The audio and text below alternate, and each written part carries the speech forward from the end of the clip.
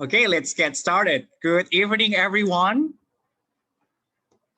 Good evening, everyone. Good evening, sir. Good evening, Good Good sir. evening, evening. sir. Yeah, Good welcome. evening. Good evening, Welcome again, sir. okay, to IE398. Okay. This class is the seminar class for the PhD program in Industrial Engineering of Mapua University. And tonight, it's an honor for me to invite my senior, okay, Dr. Wira. Yay! Dr. Thank Wira, you. Thank you. I'm so Thank you, happy Dr. to, Yogi. I'm so happy to see you again in this chance, okay? So let me introduce Dr. Wira first, okay? Okay, Dr. Wira is currently a lecturer in the Department of Industrial Engineering, BINUS graduate program, BINUS University in Indonesia.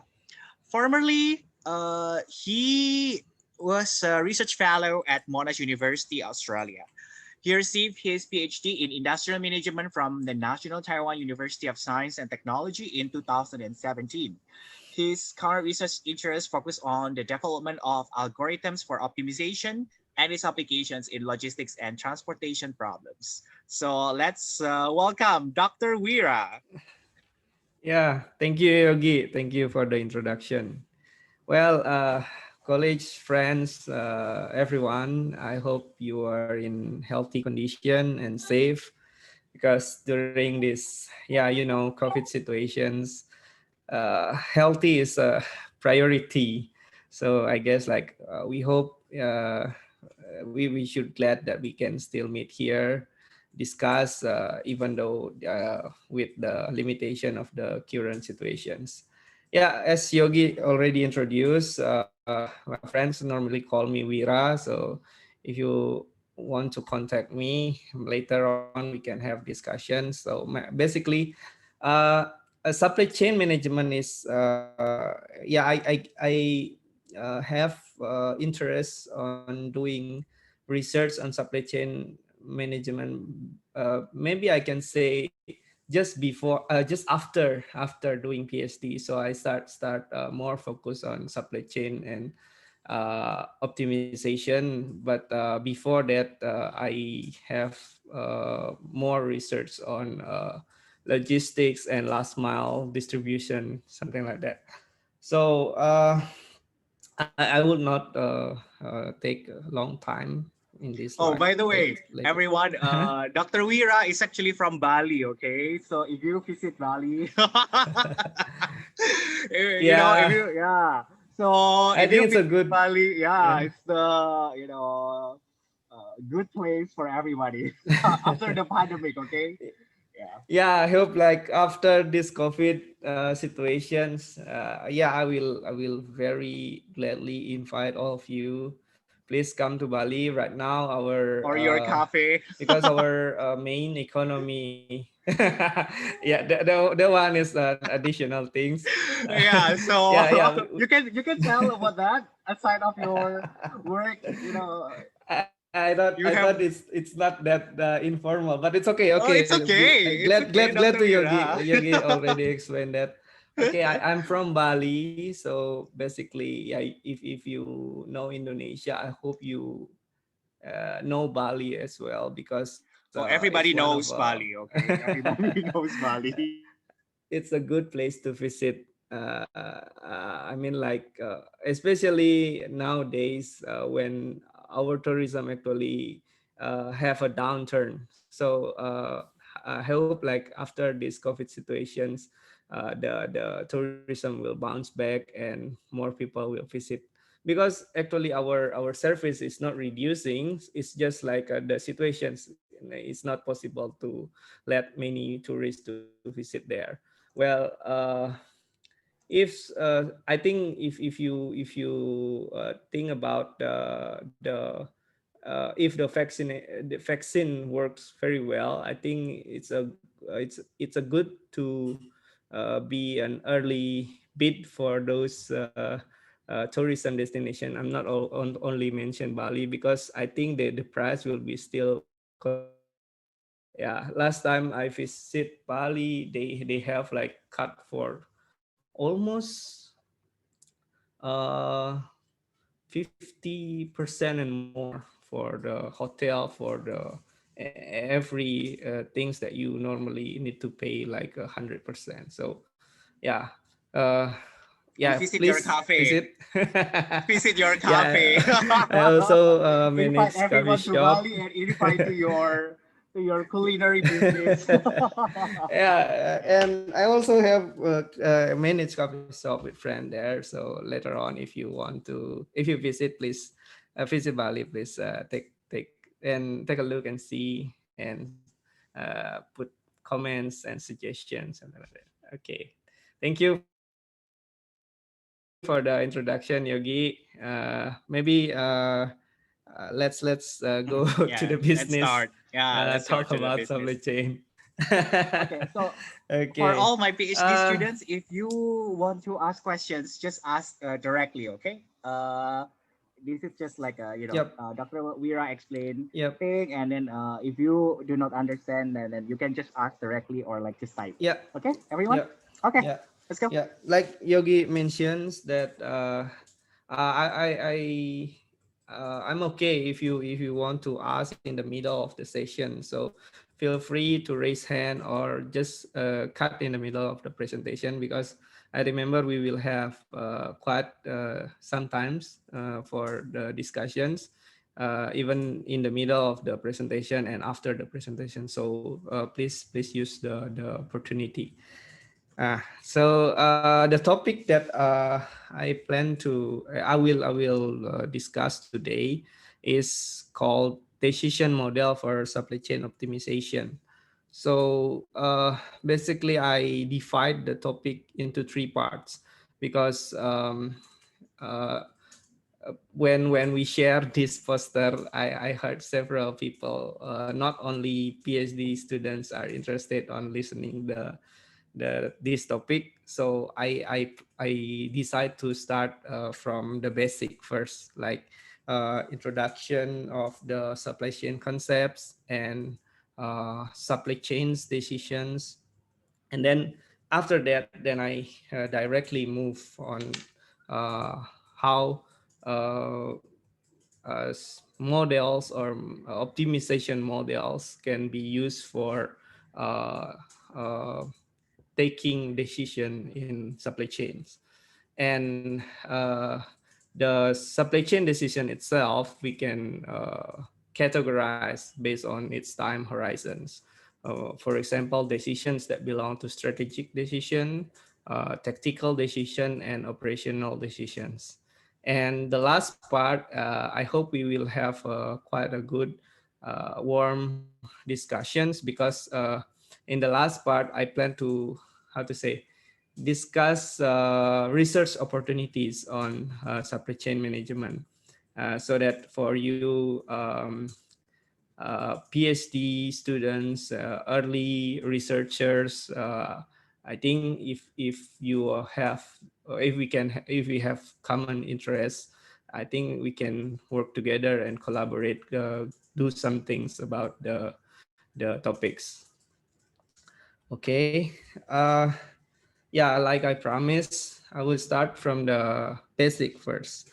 When I talk about supply chains, I normally start with an example. So let's say the easiest example, perhaps taking example from a product that we daily use.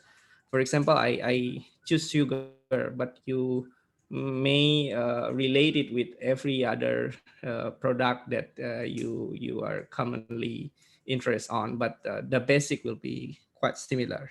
So if we talk about sugar, or here the picture shows sugar sachet, something like that, it might gone many process and activities before it finally consumed by you or your family at home.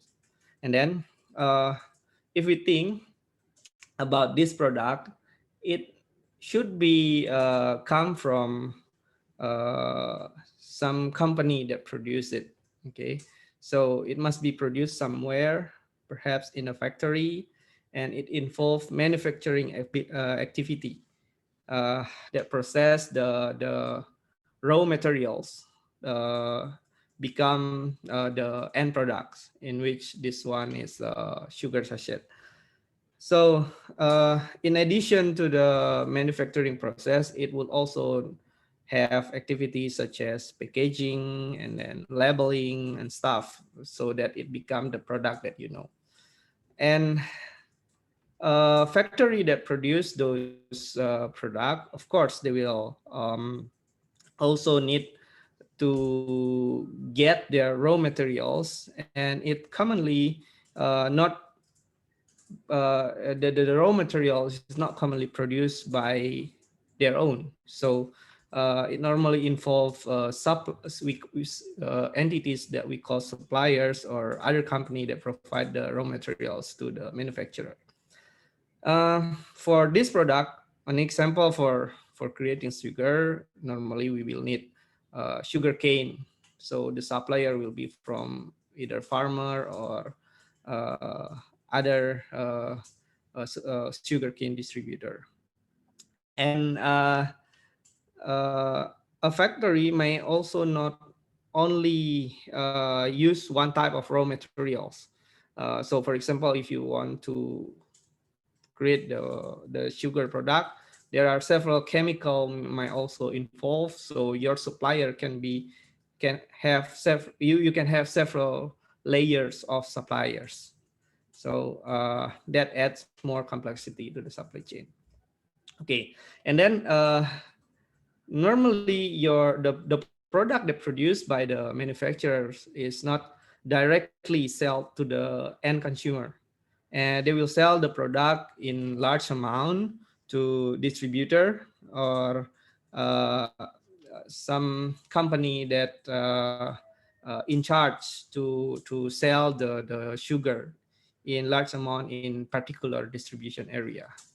Okay, and distributor also not common to sell directly to consumer. They will sell the product to something we call wholesaler, for example, supermarket or a smaller store that finally it will uh, that was the place that we normally get our sugar from. So uh, these entities, we in supply chain term we call it a retailer. And uh, yeah, after that then we normally buy our sugar in those place that we normally buy our sugar from. So these interconnected entities, activities, and process later are known as supply chains. So supply chain is basically a concept where many entities work together for common goals.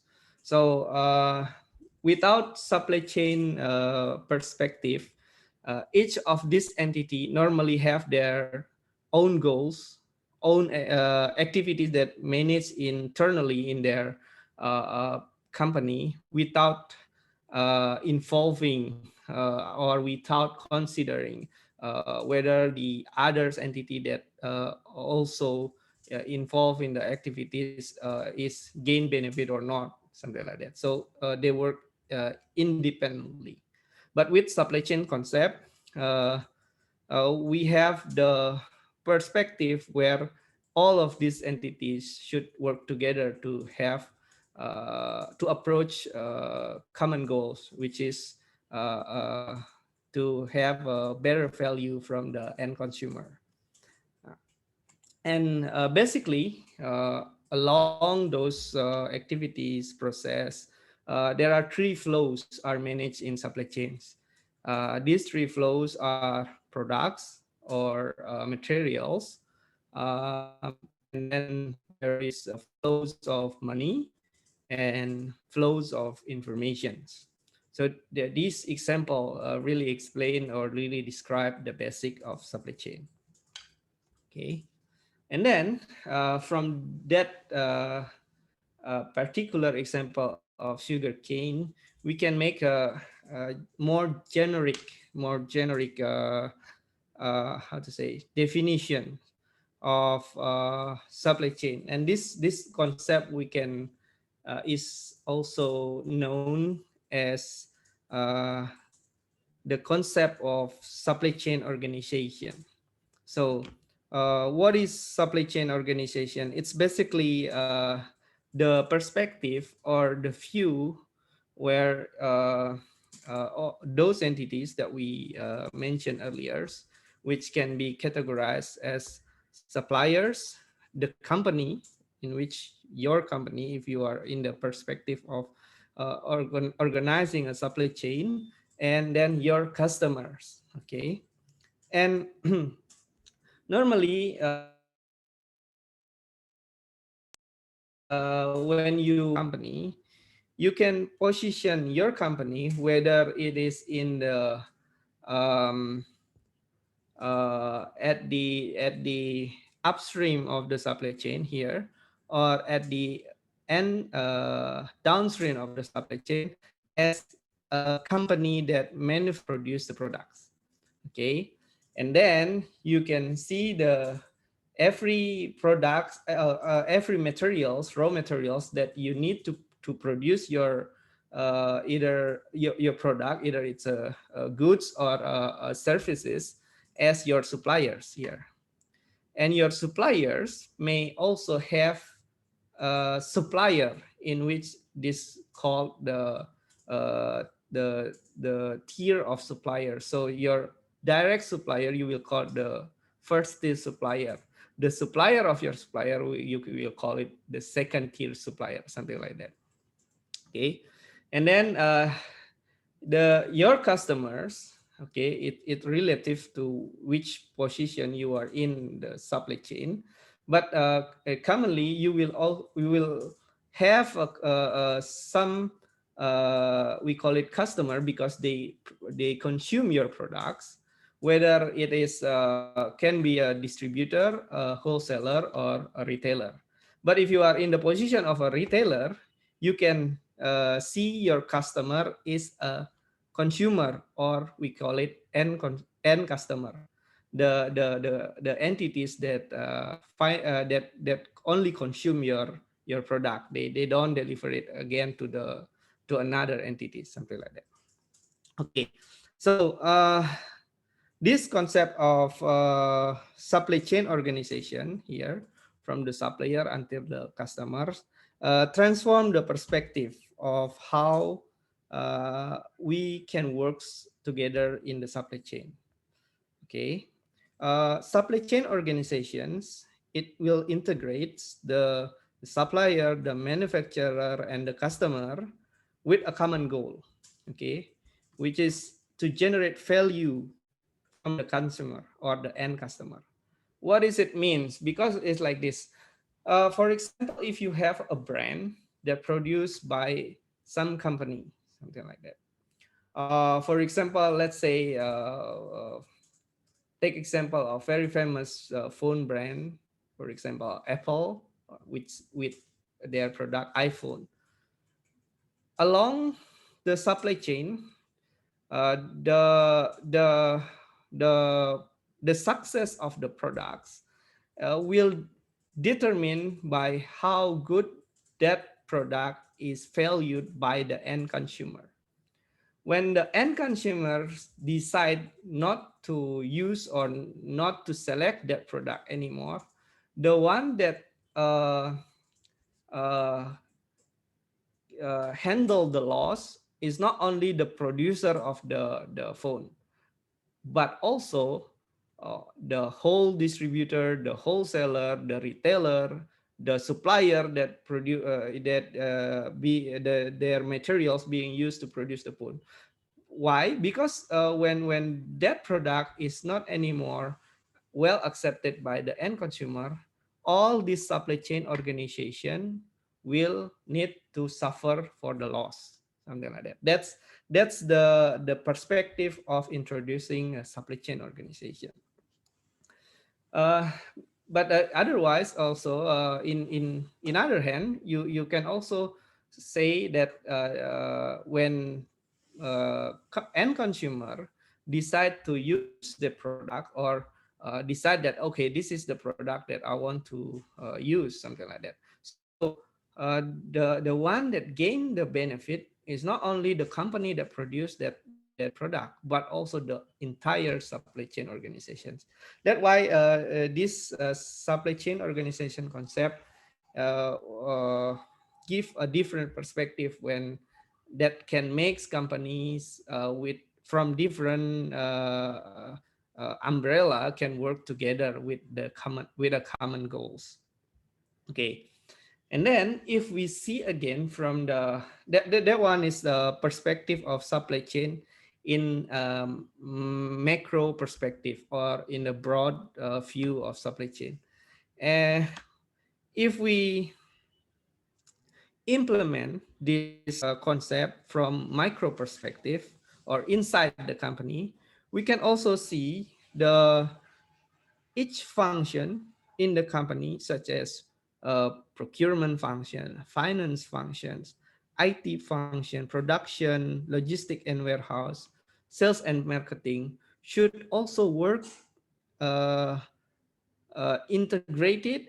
Their work should be integrated and should consider also the function, the activities conduct in each department. So they can have they can achieve the common goal in which this we call the company goals, something like that. So supply chains. In other words, we can in macro perspective, we can say it transform the way or the perspective of conducting the or selling the product. But in micro perspective, supply chain will transform the way of doing job. So each of this department uh, cannot work independently anymore. They should work consider the others department works, so that the three flows in the supply chains can be managed in such a way the it can be managed properly. So again, we can uh, how to say, if someone asks you what is supply chain management, so you can how to say, we can see that there is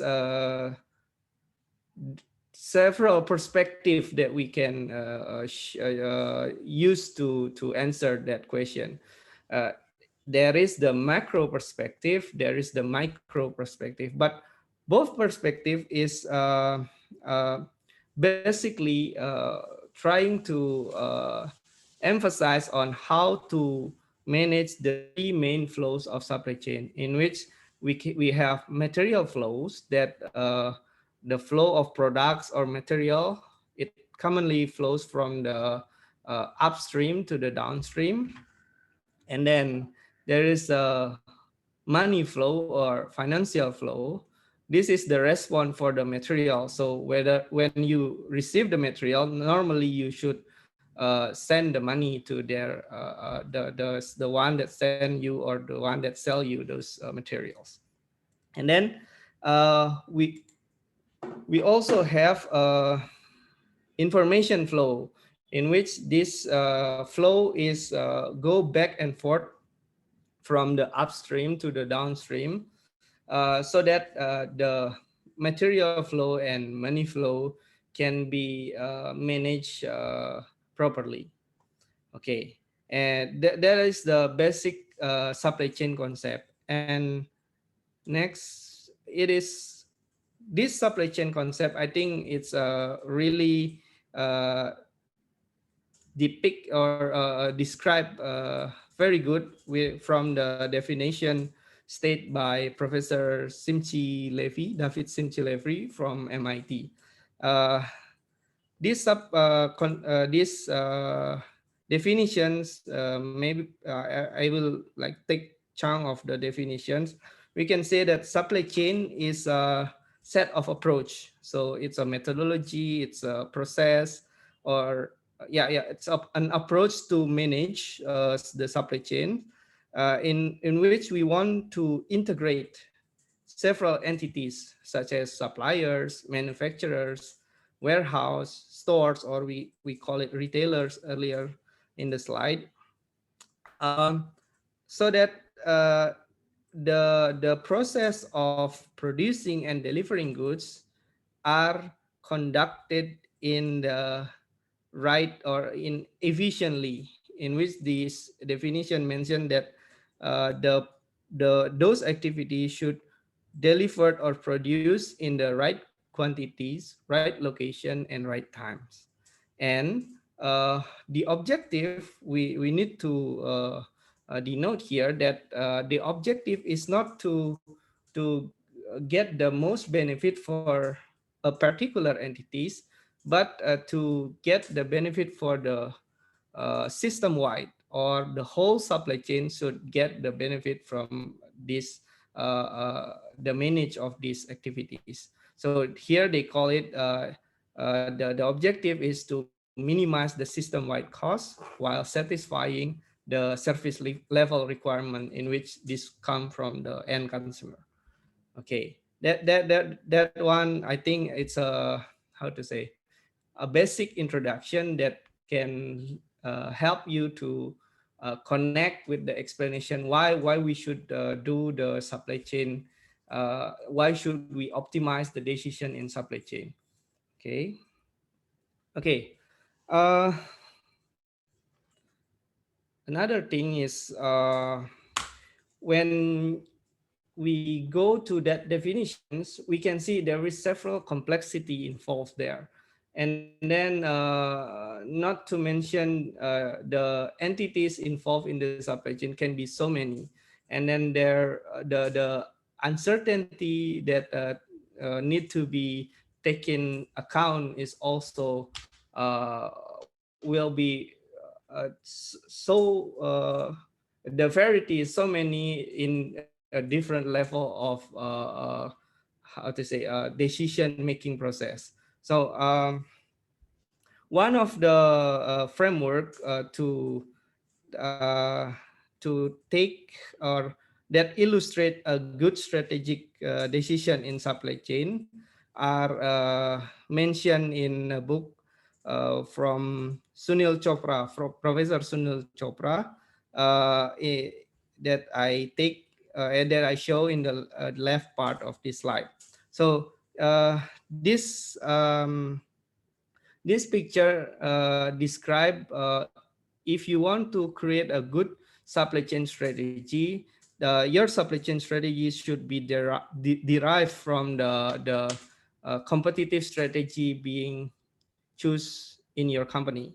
So, for example, if you want your if your company's competitive strategy is to provide the lowest cost, so your supply chain strategy should be able to adapt with those strategy.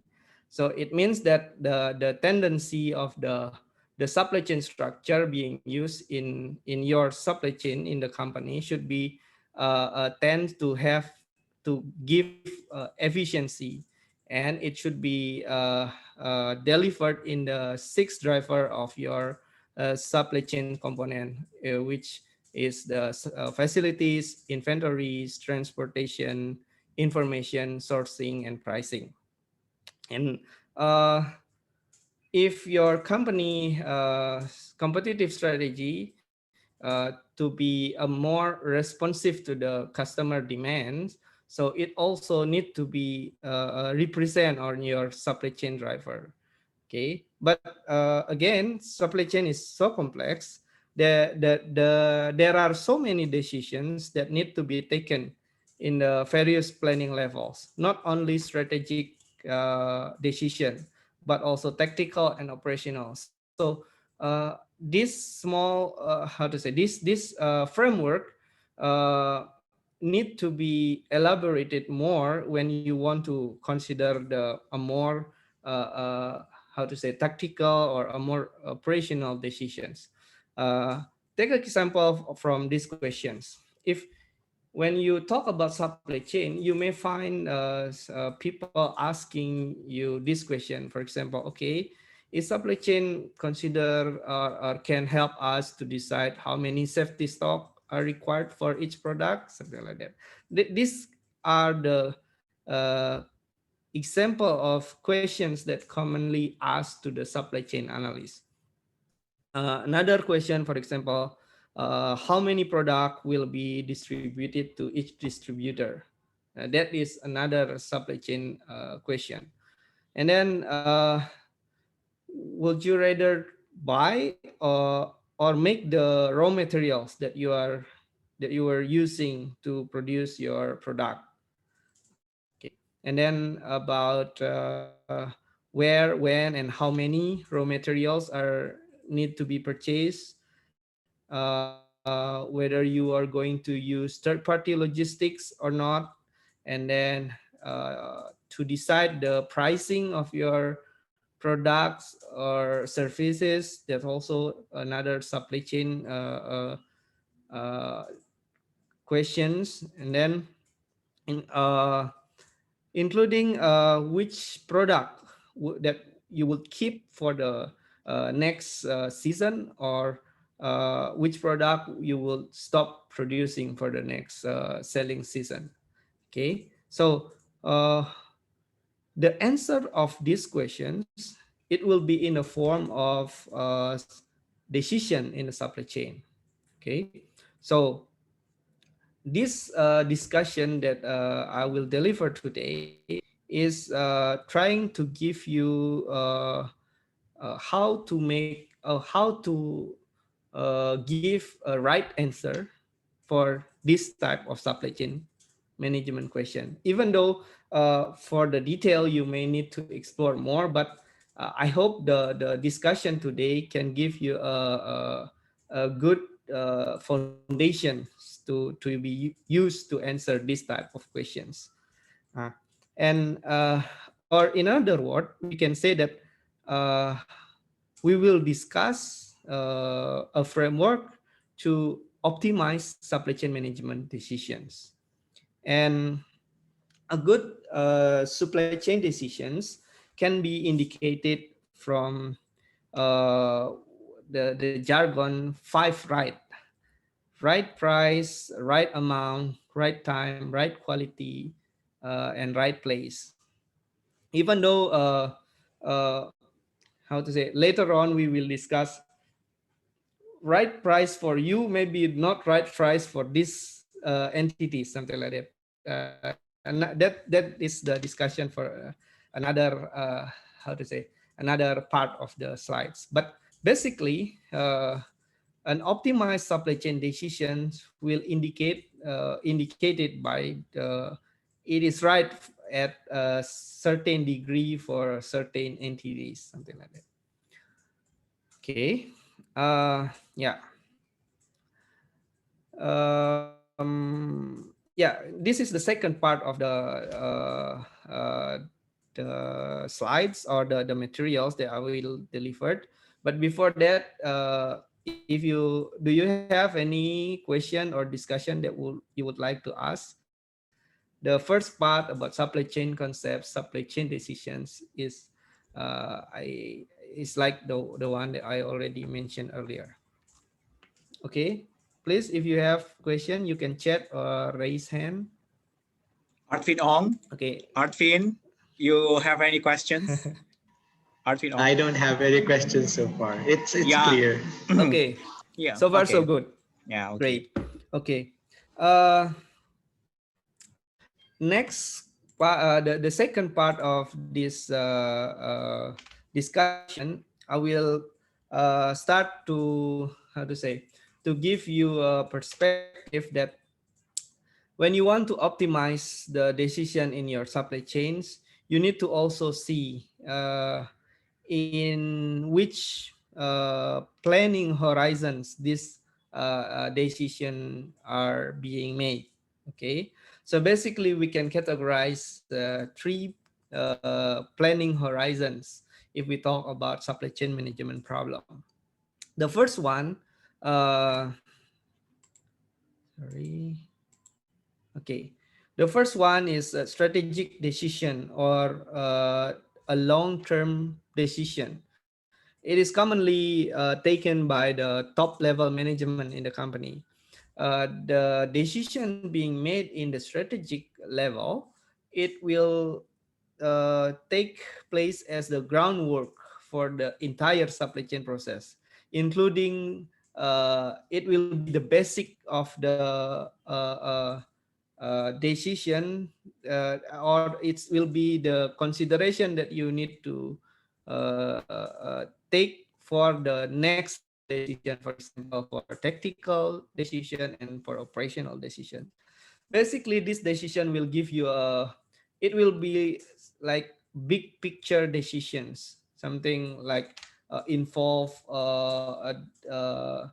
huge amount of investment. So for this type of decisions, you the characteristics is normally more subjective, because how to say, it is difficult to precisely or very certain that the decision being made in the strategic level will always right for all the, how to say, for all the for all the party being involved in the supply chain, or for all the trade-off being involved in the supply chain decision. So sometimes for the strategic level decisions, since the decision being made will be more subjective, the data or the analysis that you provide is important, but human judgment is very having a heavy, how to say,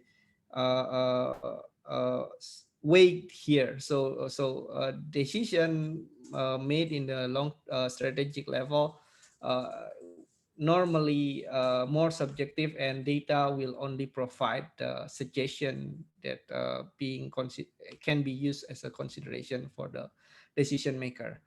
So the next part, okay.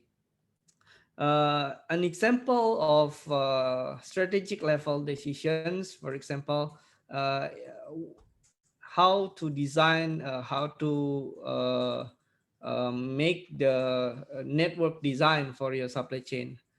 For example, selecting where to locate the your manufacturing facilities or warehouse facilities, and then to select your long-term vendor. That's also a strategic decisions. Uh, Also including uh,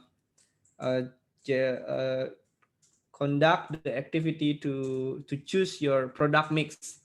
So it's like a product selection. What product you will will become your main product, which one will be the supporting. Those are product mix decision, and that kind of decision belong to strategic level decision. Okay, next, the tactical decisions is generally more specific than strategic decisions. This decision we can consider is in between subjective and objective. Uh, the data or the analysis take part on the decision will be more aggregated data rather than the in detail data.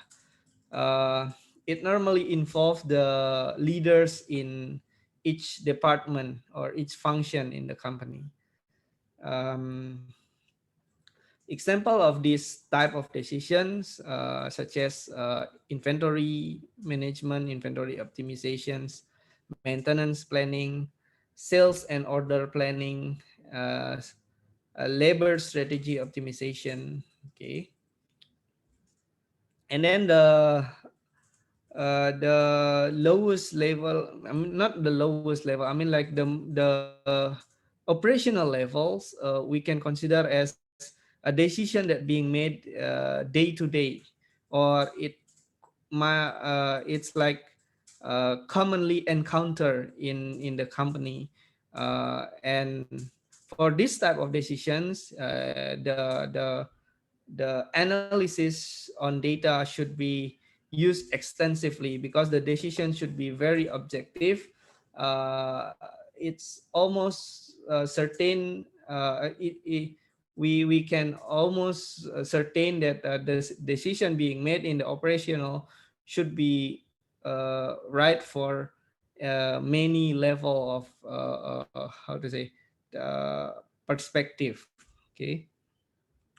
For the example of supply chain management problem that belongs to operational decision, for example, vehicle routing problems, workforce scheduling, machine scheduling, vehicle dispatching, something like that.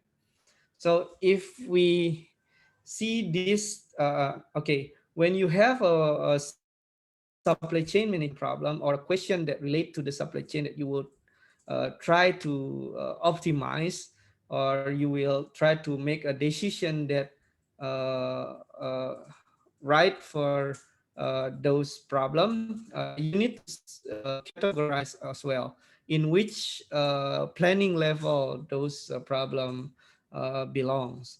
Okay, by having the correct perspective on which planning level horizons, you may also uh, able to use you may have ideas which type of tools I need to use. Okay. Okay. Another thing regarding the decision being made in supply chains is that you need to also understood the nature of decisions in supply chain. Uh, First things that need to emphasize here is that decisions in the supply chain will always involve trade-off. Okay. Um, the it is because the when we make decisions in supply chains, it's commonly the decision being made is before the real things happen. Okay, so before the decision normally made before the data, the real data appear. So uh, the decision need to involve or take account of several level of uncertainty, whether it's known uncertainty or unknown uncertainty.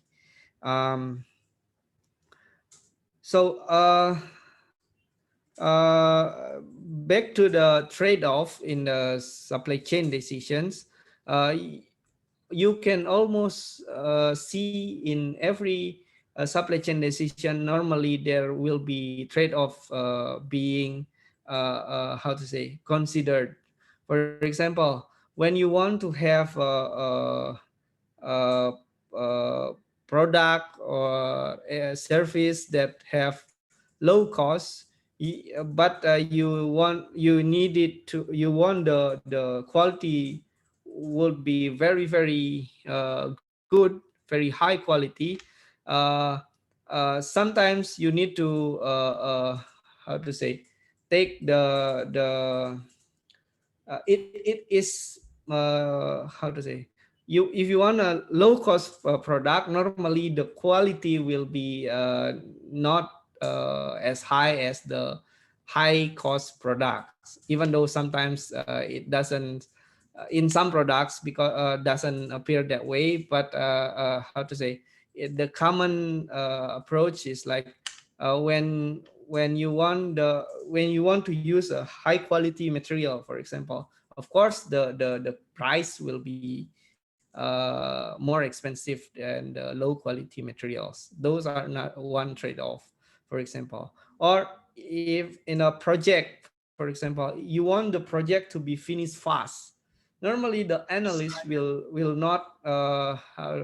will charge you quite a lot amount of money compared to the if you want the project. Okay, I just want the normal speed, or let's say this project normally finish in 3 months, so the price should be 10,000, for example. But if you want to make it faster, of course they will charge you more money for it. That one also happen in the supply chain. For example, if you want to choose uh, let's say you want to deliver your product from one place to another place, then you will have to choose the transportation options. If you want to use the a faster transportation options, let's say use air cargo, of course the price will be more expensive compared to the use land transport like using truck or railroad. Okay, so speed versus cost trade-off. So okay, and then the rest also have, we will have many example if you want to explore the supply chain decision. Okay, Tanatorn, Yeah. you have questions? Tanatorn, Yeah, do so you have questions? I want to Okay. ask how far between this one and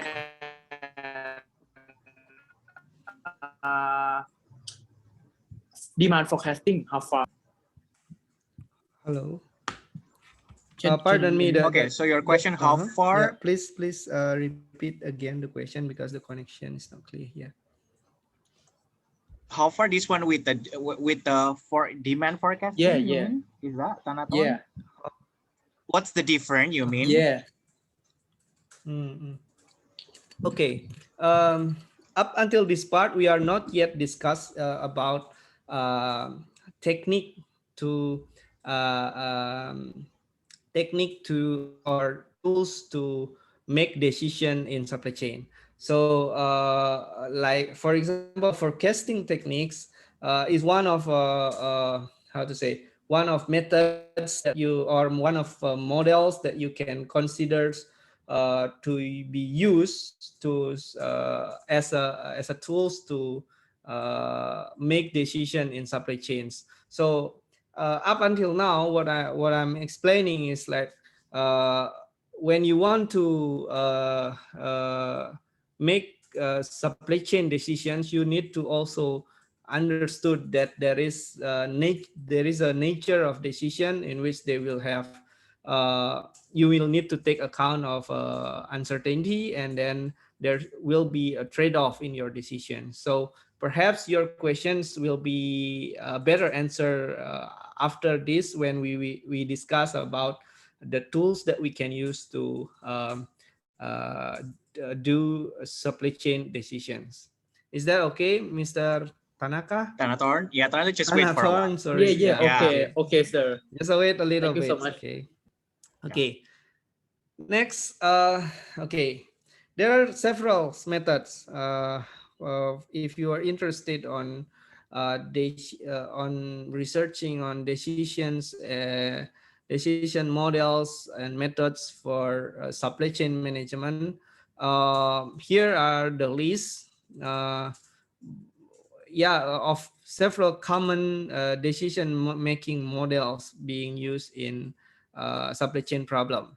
For example, if you want to make a decision regarding how to order, how many, when, how many you want to order in each batch, you can try to take a look on economic order quantity models.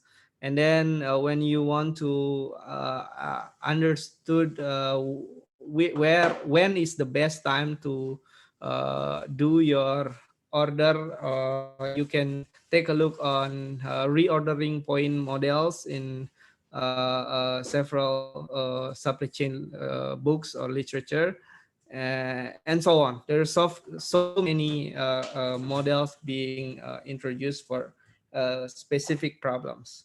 But uh, keep in mind that many of these models is simplified for the purpose of it can be generically used in several case. So when you have supply chain related problems,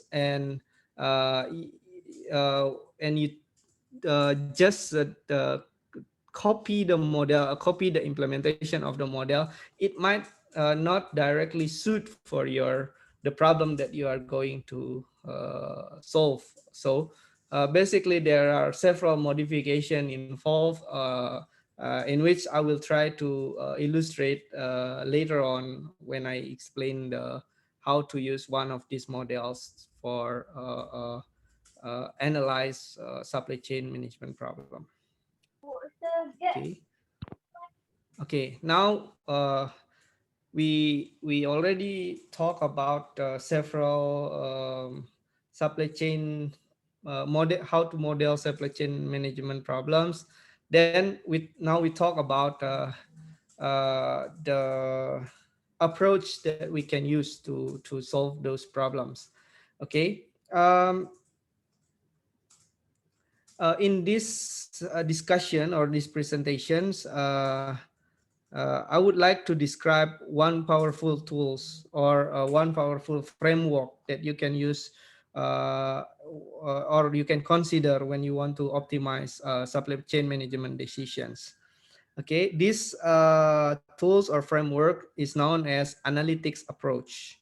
So what is analytics? So you might heard this word being paired each other with several other words. For example, data analytics, business analytics, and so on. But if you for this particular discussions, the analytics approach here is referred to uh, an approach or methodology that you are using to solve or assist, that you are used to assist decision making based on data and structure methods. So in supply chain decision, like I mentioned earlier, sometimes the decision maker use their guts, use their subjective opinions, right? But when you talk about those approach, it may how to say, the risk of the decisions being made based based on intuition only is much higher compared to the decision that made assisted by analytical approach. Why? Because when, even though the decision finally becomes subjective, but when you put analytical approach to assist those decisions, so they can consider the research, the result of the analytical approach, the decision become more reasonable, or at least you can explain why you are using this, why you are choosing this instead of that, because you have the data, you have the methodology, something like that. So now about the analytical approach, we can categorize the uh, approach into three different levels. So first, we have descriptive analytics. So basically, descriptive analytics is a set of tools that help you understand what is happening to the business, to the problems that you are observe. Okay, so uh, it is uh, it is very good tools to be how to say, to be implemented in uh, many different how to say, decision making problems, because the reason is simple actually. When you don't know what happened, you will not know what to do, right? So the basic of the, or the how to say, the philosophy of descriptive analytics is you need to know what happened before you choose what you are going to do. Okay, so and then if we talk about descriptive analytic, there are a lot of tools. How to say, you can explore.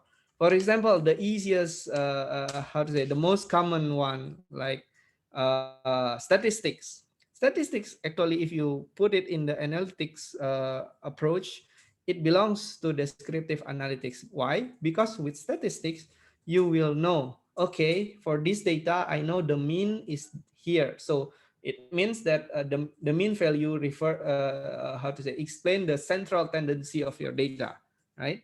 Or you can see a little bit more statistical, like, okay, whether this infer this variable infer this, something like that.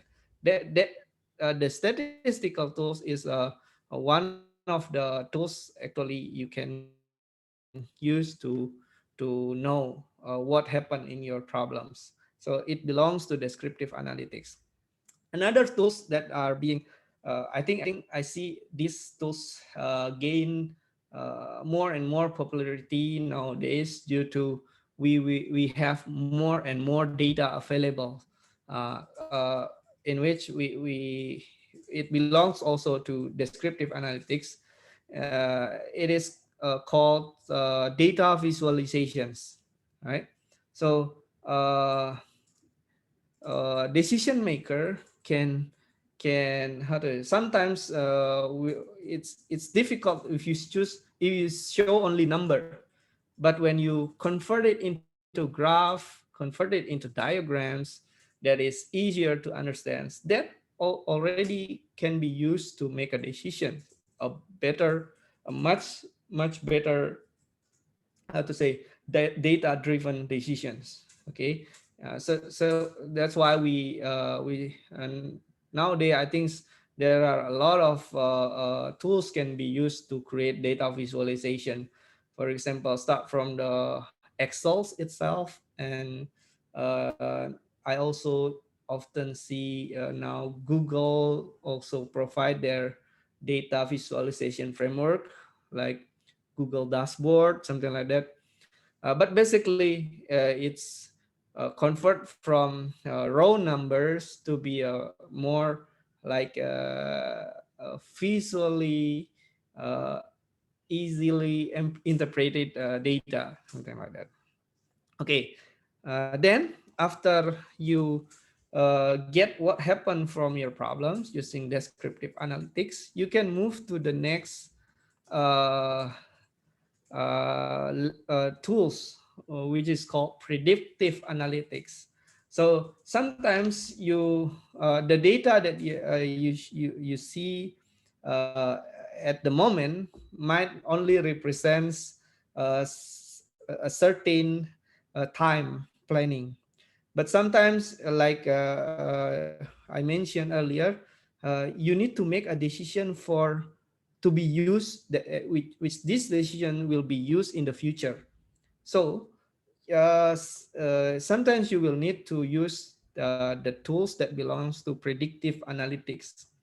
Okay, this type of tools also gain many popularities, much popularities nowadays, due to it is now, how to say, more and more easily uh, uh, available to use. For examples, I remember when I study master degree, machine learning and data mining tools is not as many. The library for machine learning and data mining algorithm is not as many as today. So nowadays it's like you just need to download. Even now you don't need to download. You can just use the online platform to do the call the Python library, put your data, and then do the machine learning. Sometimes, let's say you want to do classification, you get it, or you want to do forecasting, you can use the forecasting library, and then voila, you get the result, something like that. But earlier, I remember at that time the assignment is to code that program. For example, code if forecasting for time series, it will be quite easy, but for machine learning, take example, you need to code the decision tree. That one is not as easy as like calling the library and then put the parameter and get the result, right? But now it is how to say, more how to say, easy to get and then to use. So I think it's a good things. And then the decision maker is getting easier to use these predictive analytics tools. Okay. And the last one is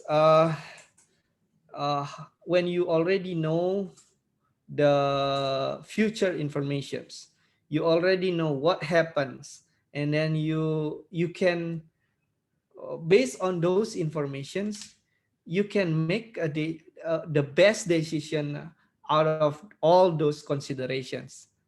Like if you go to a doctor, when you get sick, you go to a doctor, and then you will show some symptoms, right? For example, flu. Okay, okay, this will explain what happened to you. Or you have fever, this explain you let's say your body temperature more than 38. Okay, the doctor will analyze. Okay, this guy get fever. Okay, if this is the symptoms, this will happen in 1 or 2 days. Okay, based on this, you can prescribe. The doctor will prescribe or give you, okay, if with these symptoms, this is the best medicine for you. Same thing happen here. uh, when you have the data, you know what the future's data will be, and then you can create a set of decisions that will give the most out of those data that you already gather earlier. So those kind of approach we call prescriptive analytics. It can be used for assist the decision maker to make several difficult decisions. And it is also many of these research are now getting more and more available to general public. For example, now if you want to use artificial intelligence, it is very how to say, yeah, it still need to you still need to learn the basic, but it is not as difficult as in the previous years. uh, Beside that, we also have, for example, simulation tools, mathematical programming tools, but somehow these two approach is not as popular as AI approach. Okay. uh, but my research during my PhD, I have invest heavily my time to studying the mathematical programmings to do the as a prescriptive analytics tool to solve several optimization problems. Okay. Yeah. Before I go to the example here, if is there any question that you would like to ask or follow up? For example, forecastings that we mentioned earlier. So now we know that, okay, forecasting can be used to predict future data, right? Forecasting also, if you want to talk in detail, there is so many things can be talked about. For example, we have qualitative forecasting, quantitative forecastings. Quantitative forecasting have several branch like time series or inferential that consider many factors, something like that. Okay. Any question you would like to ask up to this point? I think, Dr. Okay. Wira, everybody is ready to go to the hardest part because some people chat at me like, oh, okay, they Okay, I cannot know wait this to one see the, already. Yeah, very good. yeah. Because if you are if you're familiar with all those things that I mentioned earlier, Yes, I think this part yes. will be easier to explain. I mean, like, I don't have to explain many things here, and then we can Yes. straight to the point where okay, what can we do next, and then what can we collaborate on, something like that. Okay. Uh, Okay. okay, for this particular examples, this is the project that I conduct during my postdoc in Monash University, Australia. So yeah, you see the affiliation is still Monash. This is exactly 1 year before I go back to Indonesia, but somehow the project is about how to manage or how to conduct analysis on Indonesian container transportation network. So the problems is basically like this. Uh, Container is the most popular way to transport through the sea, right? Transport goods to the sea, but somehow the container demands, the inbound containers and the outbound containers is not balanced. Some place have more outbound than the other place, and some other place have more inbound than another place. So the problem of this is like container, even though it's like it can consider as a resource, right? When you have your resource stuck somewhere unused, you will need to consider that okay, it's a waste, right?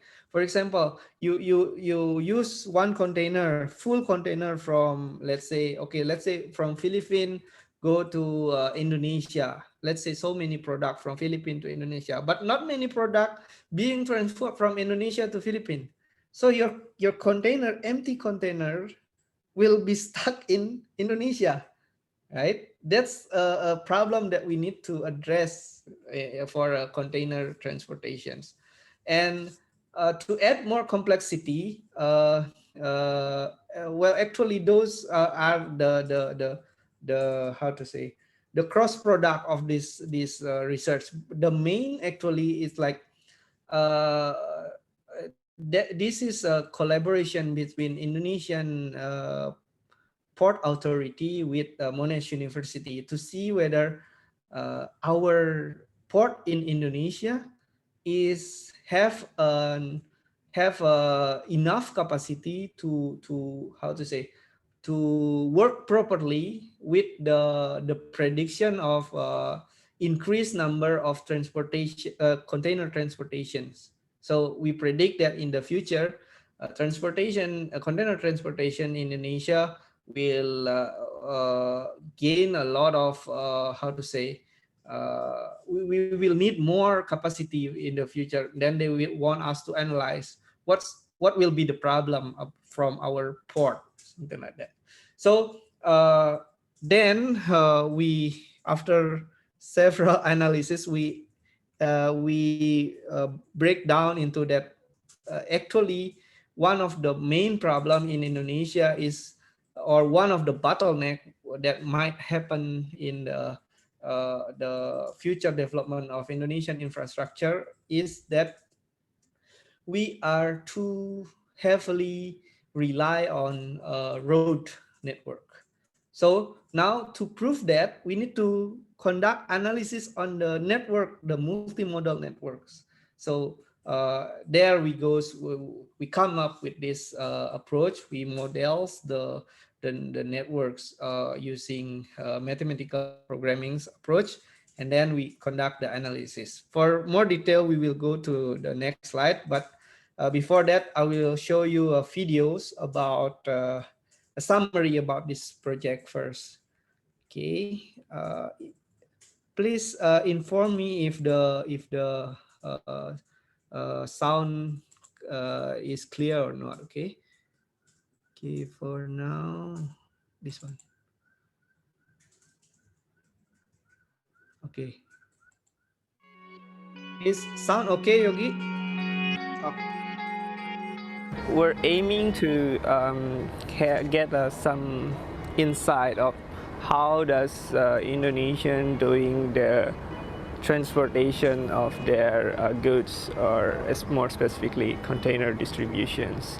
And what we see is connectivity of transportations. It means like connectivity between port, rail, and road is one of the most important factor of Indonesian transportations to be having a good bare bone of the networks.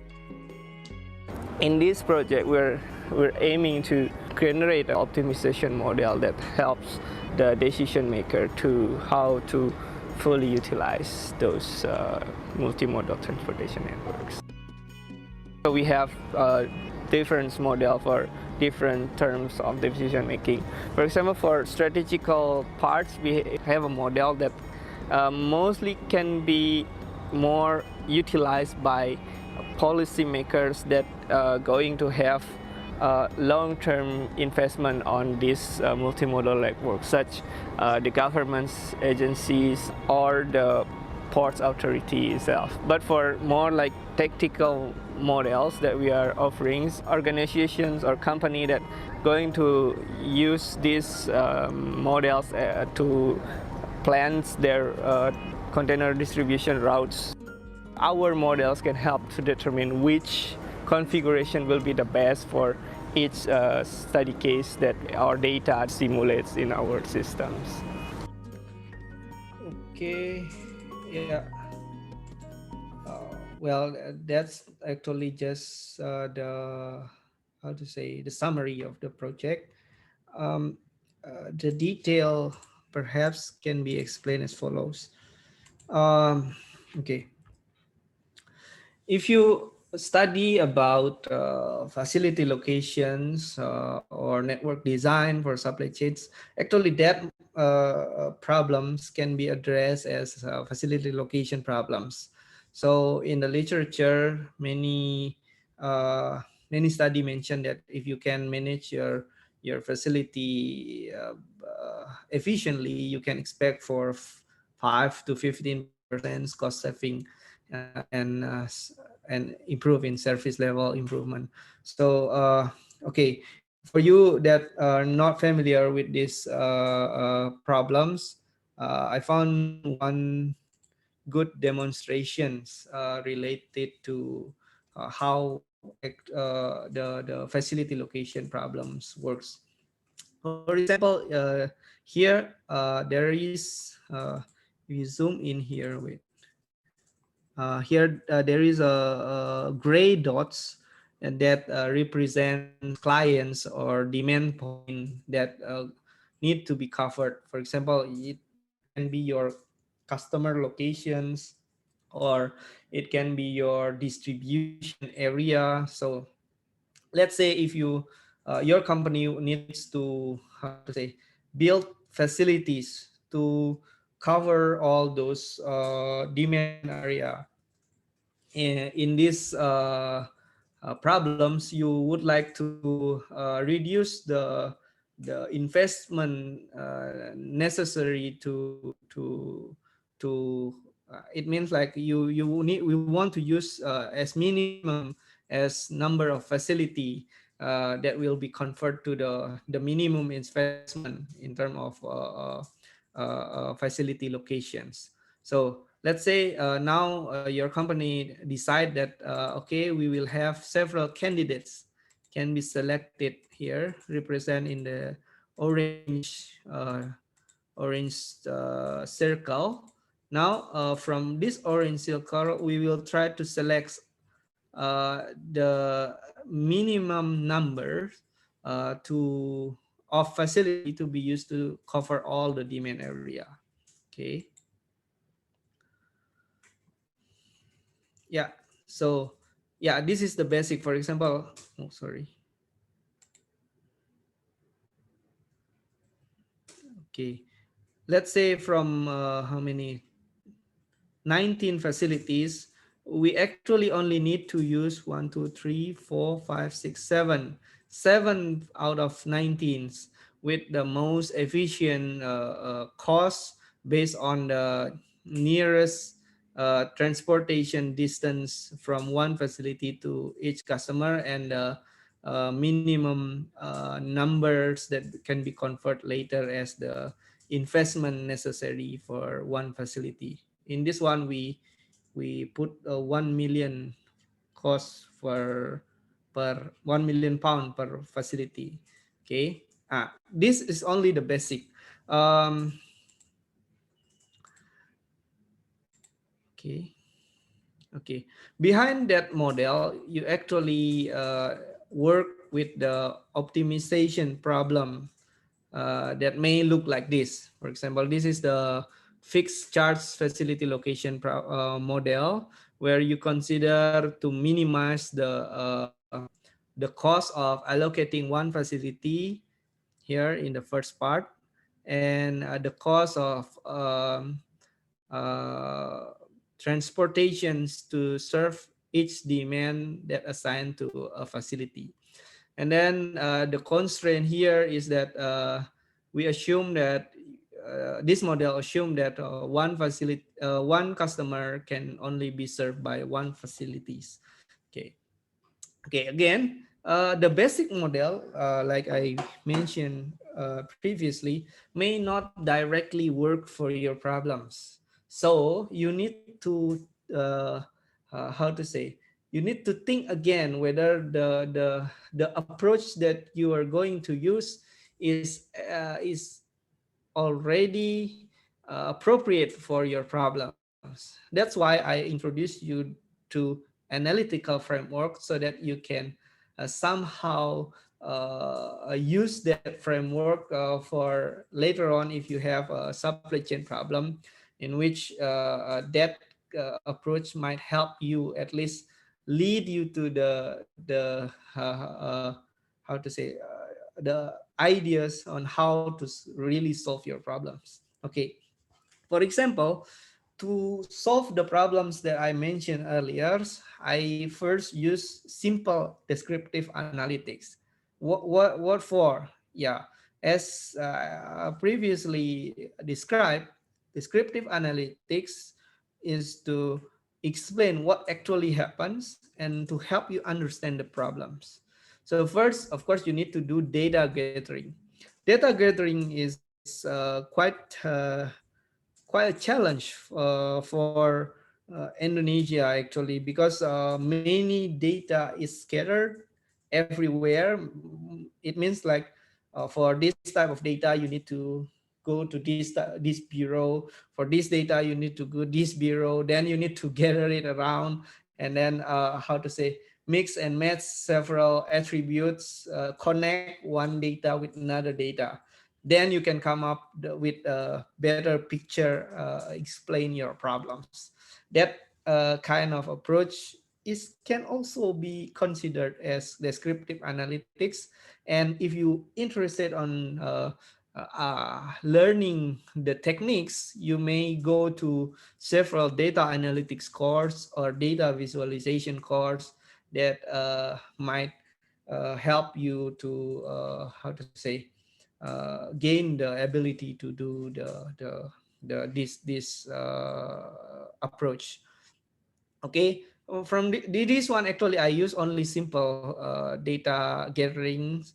I because it's difficult to find data from agency in Indonesia, but sometimes their data available online, but we need to crawl several websites. So at that time, I use several web crawling techniques to get data from several online data. So it will help us to how to say, make the process of data gathering faster, because sometimes when you, let's say you use the conventional way, go to the bureau, give your proposal, I want to find this data. Sometimes it has no response or respond for a long time, but doesn't really give you a satisfied data. So but right now, actually our government have already improved. We have like open data platform, several bureau already provide their list of how to say it is much easier to collect data nowadays compared to the previous year, something like that. But somehow the tools, the approach basically quite similar. So you need to do get data gathering and then understand the problem domains, do some data analysis, do some data visualizations. Okay, this one why I later on come up to with the how to say to the understanding that the distribution of inbound and outbound container in Indonesia is not balanced. We have many container outflow and inflow from in the west part of Indonesia, but very less activities in the east. That's why we come up to the we go further to see whether there is the infrastructure is not adequate, or is there possibility of increase in the future demand and so on. These things we conduct in the descriptive analytics part. And then after that, we use the predictive analytics tools. It's also still simple one. I mean, like for the aggregation data, you may find it in the how to say there is aggregation data in terms of country-wide container how to say container demands in Indonesia. But for more specific data, for example, port base or how to say region base, the data may not available. So that for that how to say that problems, you need to find a way around.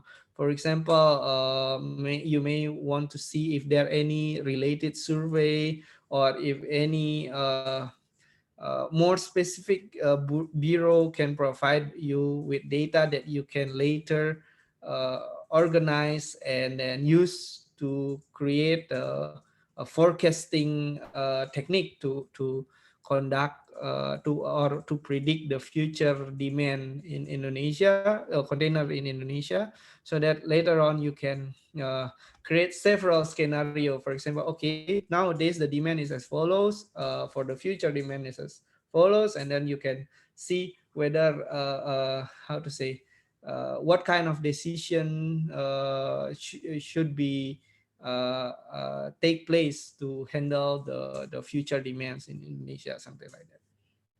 Okay, uh, the actually the forecasting technique that I use is also a simple one. I combine the quantitative forecasting technique, and then later on I conduct qualitative forecasting technique by providing them with several perspective that they by inviting expert and then provide them the several perspective they can use to create a judgment for how will the container demand look like in the future for Indonesia. And then the last part of the project is provide and prescriptive analytics tools, in which here I choose to use map optimizations techniques, where we modify from the basic facility location model.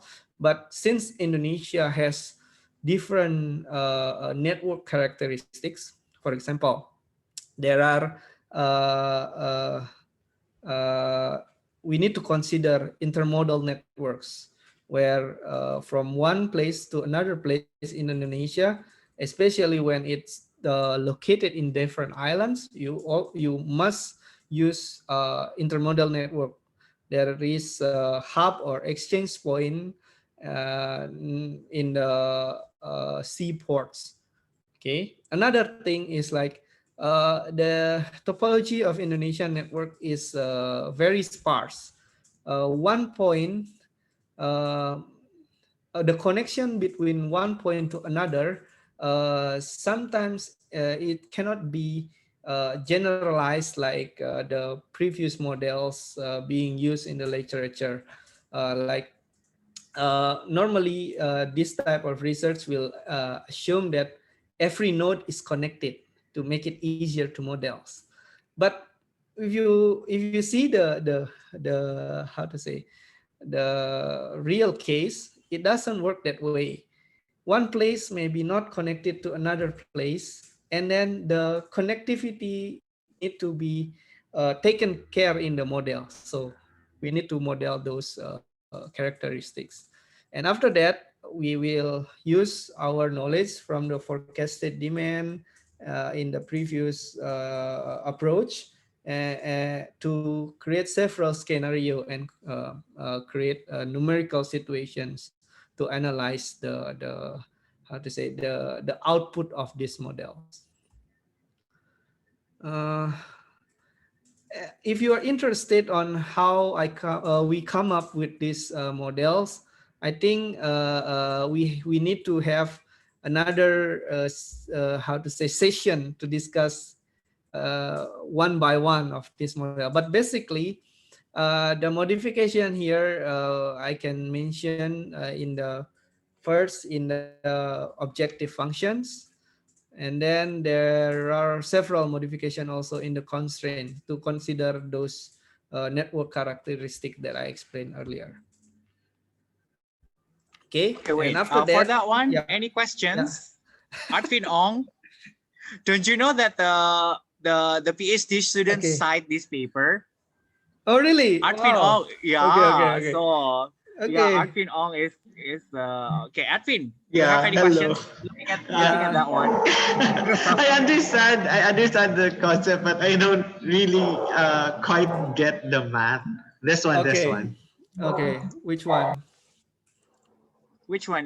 Arvin Ong, which one you think like it's the hardest one? Like equation 4, 5, and 6. I don't Four, five, quite six. yeah, I don't quite understand.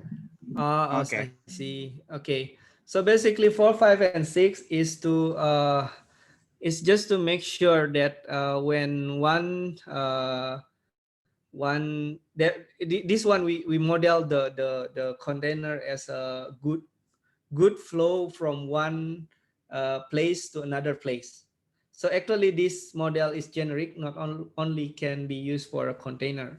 But for this one, like I mentioned earlier, you need to mention you need to make sure that when one how to say, one goods go into one hubs, then they will need to also out from that hub, something like that.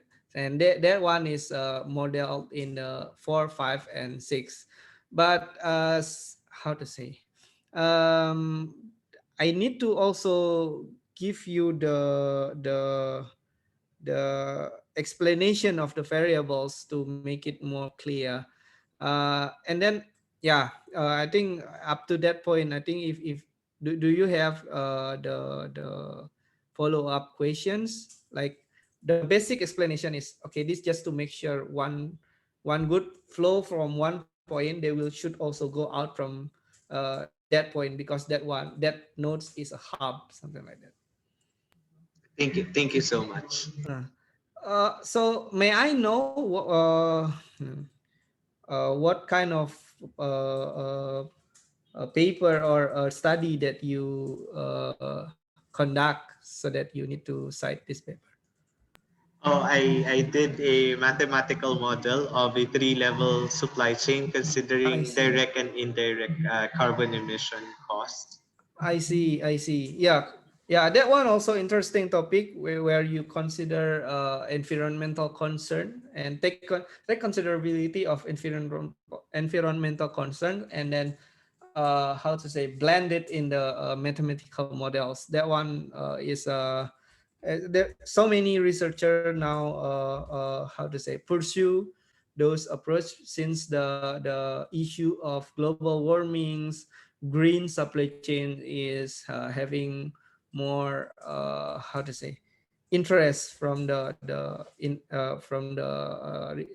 many researcher in the world. Okay, it's a good topic. Maybe we can see if this, actually this one of course can be extended that way. If you are interested, we can discuss it again later in the other session. Next, okay. So the result of the model is basically looks like this. Here you can see the transportation networks that suggested by the models. Actually, there are a lot of how to say, a lot of picture like this in the experiments, but we only show one of them for one or two scenarios.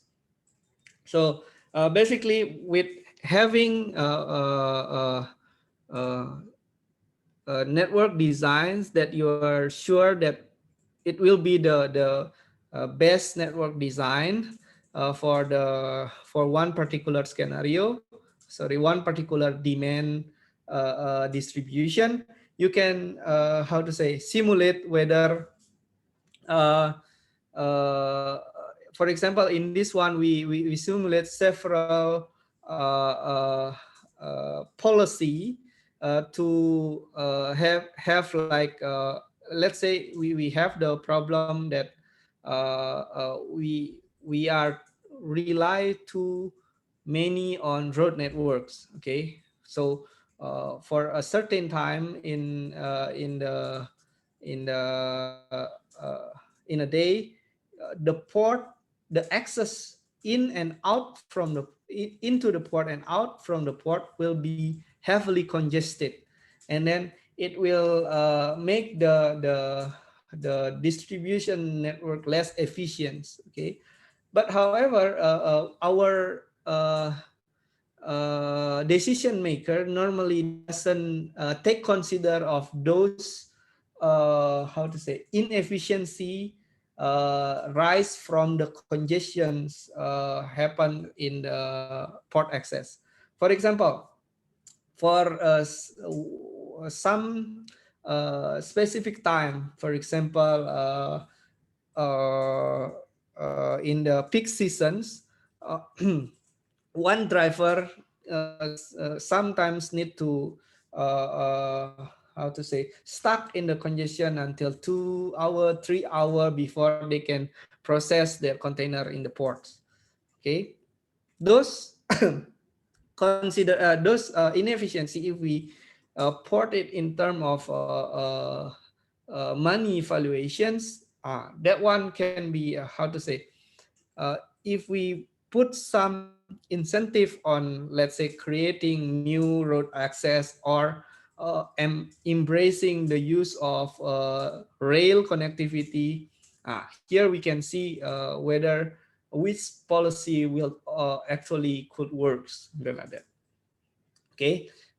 uh, well, actually, the conclusions is rather a little bit inconclusive, but somehow we can at least if, for now it is difficult to reduce the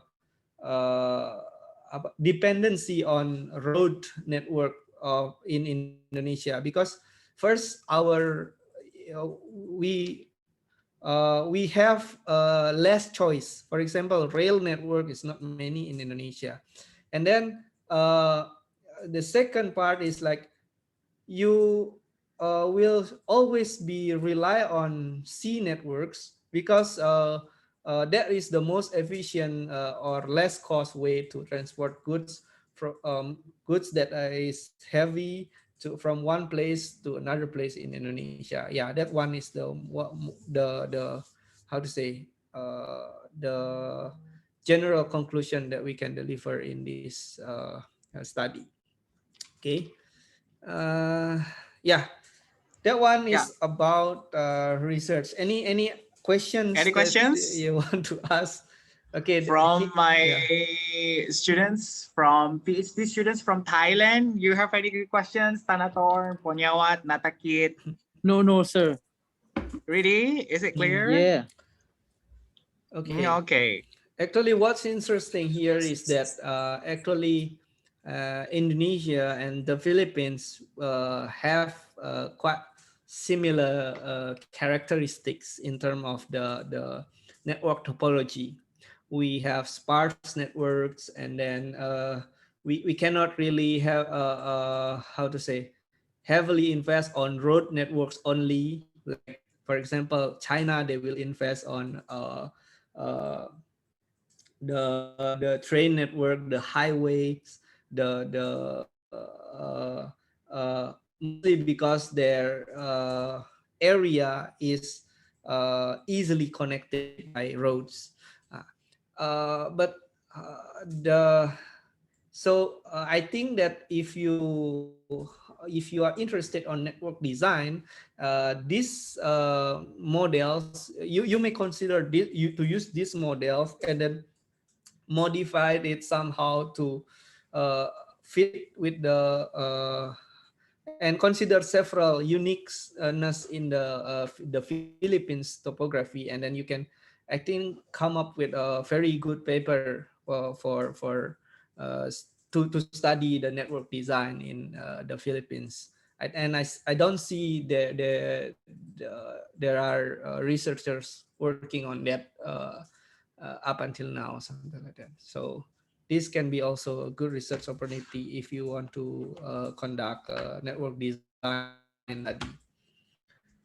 Okay, next. Okay, now that one is in terms of research. Okay, I think sometimes because it's a PhD seminar, so I start with the research that I conduct earlier.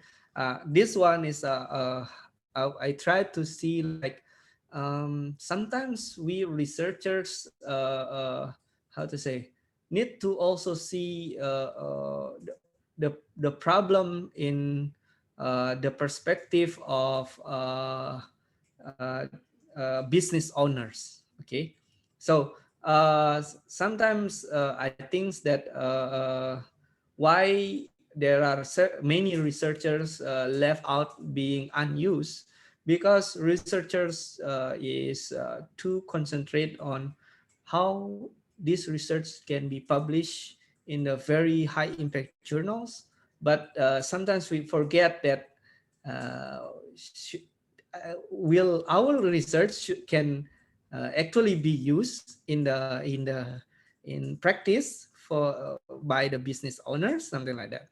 So that's why now I try to give you another examples that we can discuss together also.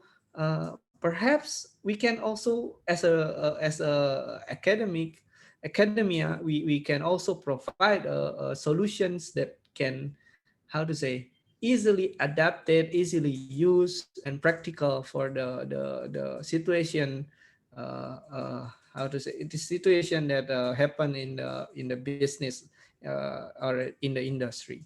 Okay, now let's take a look.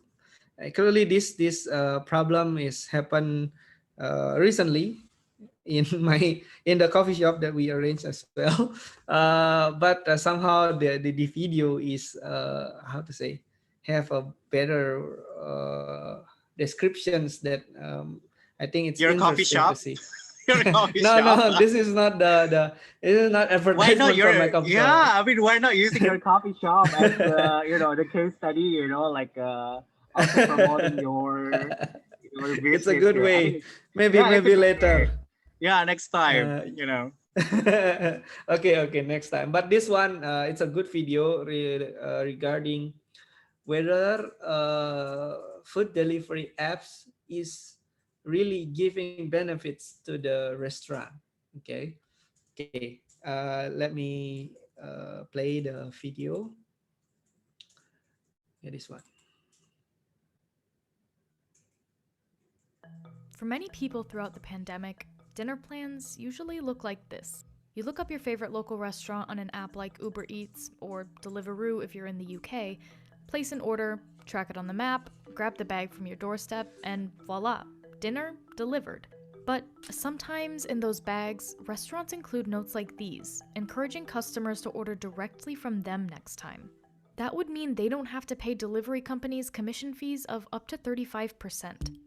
Restaurants around the world have organized to push delivery services to lower their fees, while recognizing these apps have become very important. They are massively crucial.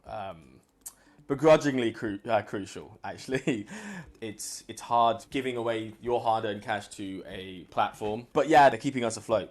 While restaurants have been struggling amid the pandemic, delivery services like Uber and DoorDash have boomed. By the end of 2020, food delivery spending had more than doubled compared to 2019, but spending at restaurants was down roughly 5%. That will be the legacy of the pandemic in this sector. Everyone had to change their behavior overnight. So, are delivery apps helping restaurants or hurting them?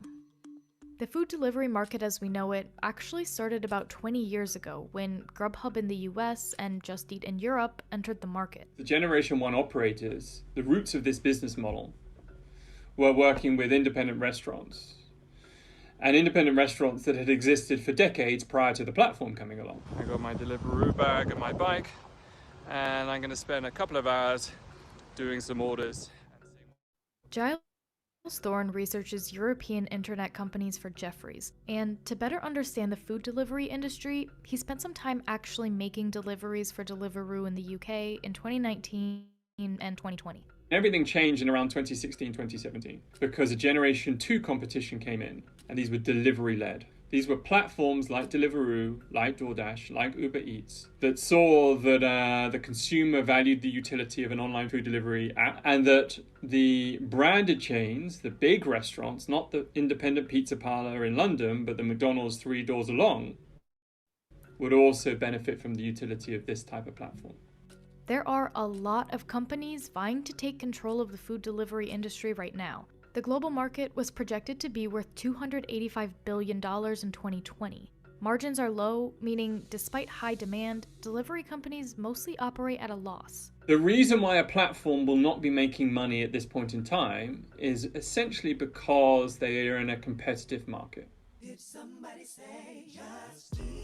They are having to spend a large amount of money, primarily through marketing, to get consumers to download the app and start using them. The platform says, right, I got 3 other guys in my market. By the end of next year, I want to get 2 of them to exit.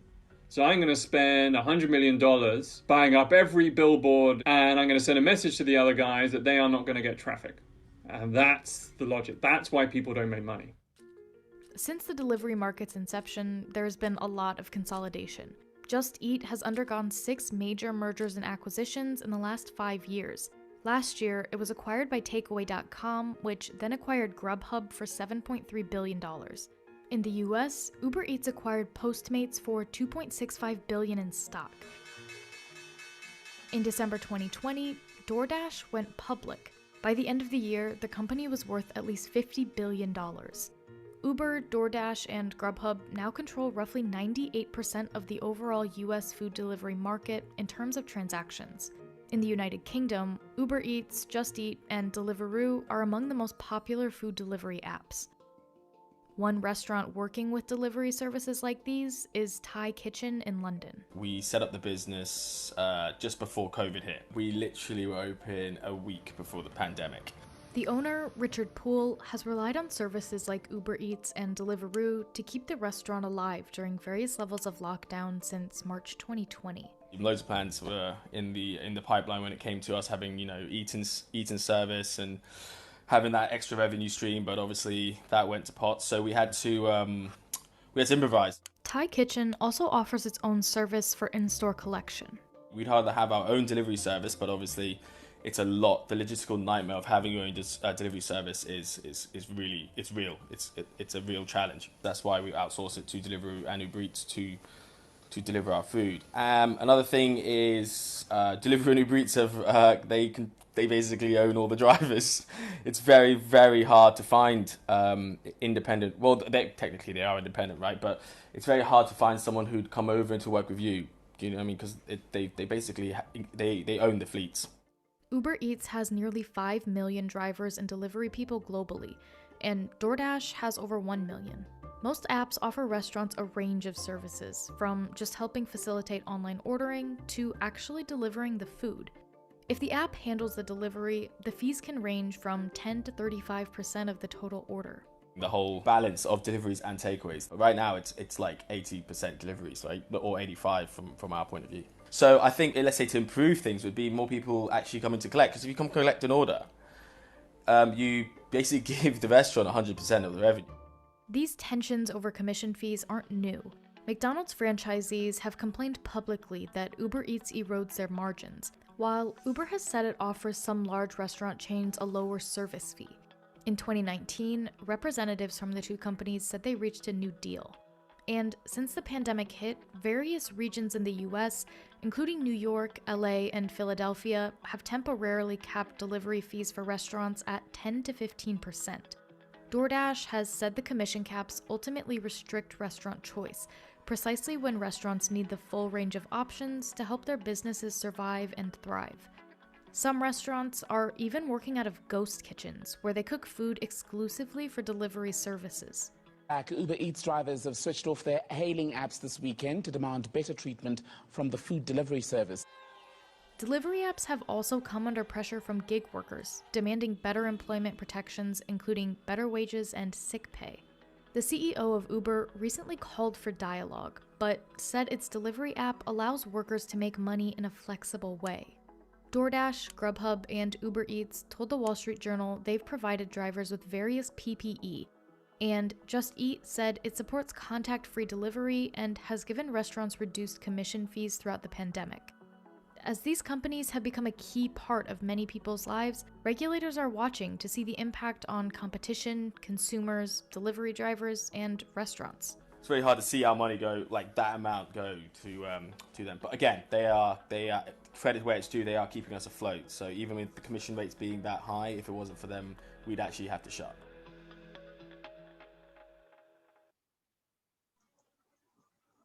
Wow, what Hello. interesting video. Okay, Artvin Ong has a question. Dr. Okay. Wira, Artvin Ong, ask again. What's your question? Hi again, Dr. Vira. I Yeah. was just curious since the video said that companies are actually suffering because they are giving approximately 35% of the revenue that they have to the Exactly. delivery service. So I am not quite sure if it happens also in other countries, but in the Philippines, I noticed that in the delivery apps, the food Yeah. are actually more expensive as compared Yes. to the in-store prices. So Yeah. why would there be an issue of revenue? Yeah. Yeah. Oh, especially Yeah. Dr. That's Wira. why. Yeah. Especially Dr. Wira has the restaurant. So how is your Yeah. Okay. Okay. yeah. Let me a little bit open about this. Okay. First, yeah, it's a dilemma. We can say it like that. When you increase the price, there is a possibility that your customer might move to a better price options. For example, if you have a competitor that somehow have a better price option, let's say cheaper, they certainly will move there, right? That is a possibility, I say. And then what? But if you not increase the price, let's say the first option, I increase the price 35% to how to match up with the commission fee that needed, that necessary, or that asked by the platform. The in other case, the other option is that, okay, I will not increase the price. in hoping that the customer, I will have a better customer. I mean, like more customer will come up to my place, but somehow you need to check again with your we call it cost of goods, COGS. Yeah, cost of goods or cost of goods or services in the food and beverage industry. So normally the healthy food and beverage industry will have before the era of food delivery will have like 60% to 50% margin. Okay, but now when you cut it 35%, so you uh, now only have 30% of the margin, right? Profit margins. And it's also you need to also consider that there is a risk of like food spoil, and then there is a risk of how to say for example, now the number of the the productivity will be less because your number of employee reduce, or how to say, the price of uh, the raw materials that you use to produce your foods now is most of them are increased because the supply is less because the block of the movement then that makes your it is difficult to provide to get your raw materials. Then the the then it makes the yeah, like that. Basically, when you choose not to increase your profit margin, it means like you sacrifice all just to let your how to say, business running. It's like a survival mode, something like that. Oh, I But know. It's like mm, you now you're sharing your feeling. yeah, yeah, it's like a survival mode now. Like you just want all this pandemic uh, goes away fast, something like that. So that's why how to say, it's a dilemma when you increase the number the price. You also need to consider that there might be reduce in your customer. Okay, okay, for some restaurant, for some business, the strategy works. I mean, like, okay, they increase, but they still have a loyal customer that still buy their products. But that's not happening for every business. Okay, so that's why the option that you need to consider is really depends on your business, something like that. Okay, I hope that one can explain, because you may it's a good question. You take example from a valid source which happened in the field, but it's all you need to also see several others perspective, because not every restaurant actually can get the benefits from that by just increasing the menu price. And another thing need to be considered also, since now everyone will move to the platform, your competitor is uh, more. So yeah, it's good for customer. They have more options, but that's not good for business actually. You need to compete with more people there. Moreover, now it's not mentioned in the video. Another thing that makes restaurant suffer from this type of it's actually a glimpse Lee mentioned in the video, because the platform also compete with each other. For example, if in Indonesia we have two major company running the food delivery services, Grab and Gojek. Okay, but somehow their strategy is like mentioned in the video, winners take all. So they want to be the clear winner of this. Yeah, basically that strategy is used by um, most startups nowadays. Like you want to be the clear winner, then later on you can make the money after you become the monopoly. You can you are the only or the biggest player in the market. But somehow their strategy makes us the restaurant or the business owner need to also help them to become the winner. For example, many if you see there is a lot of discount offered in the food delivery apps. Well, that's not actually all from the it's not all it's not all of those discounts are subsidized by the food delivery apps. Most of them actually from the restaurant. So now you need to pay 35% commissions, plus let's say you want to give the discount about, let's say, 20%.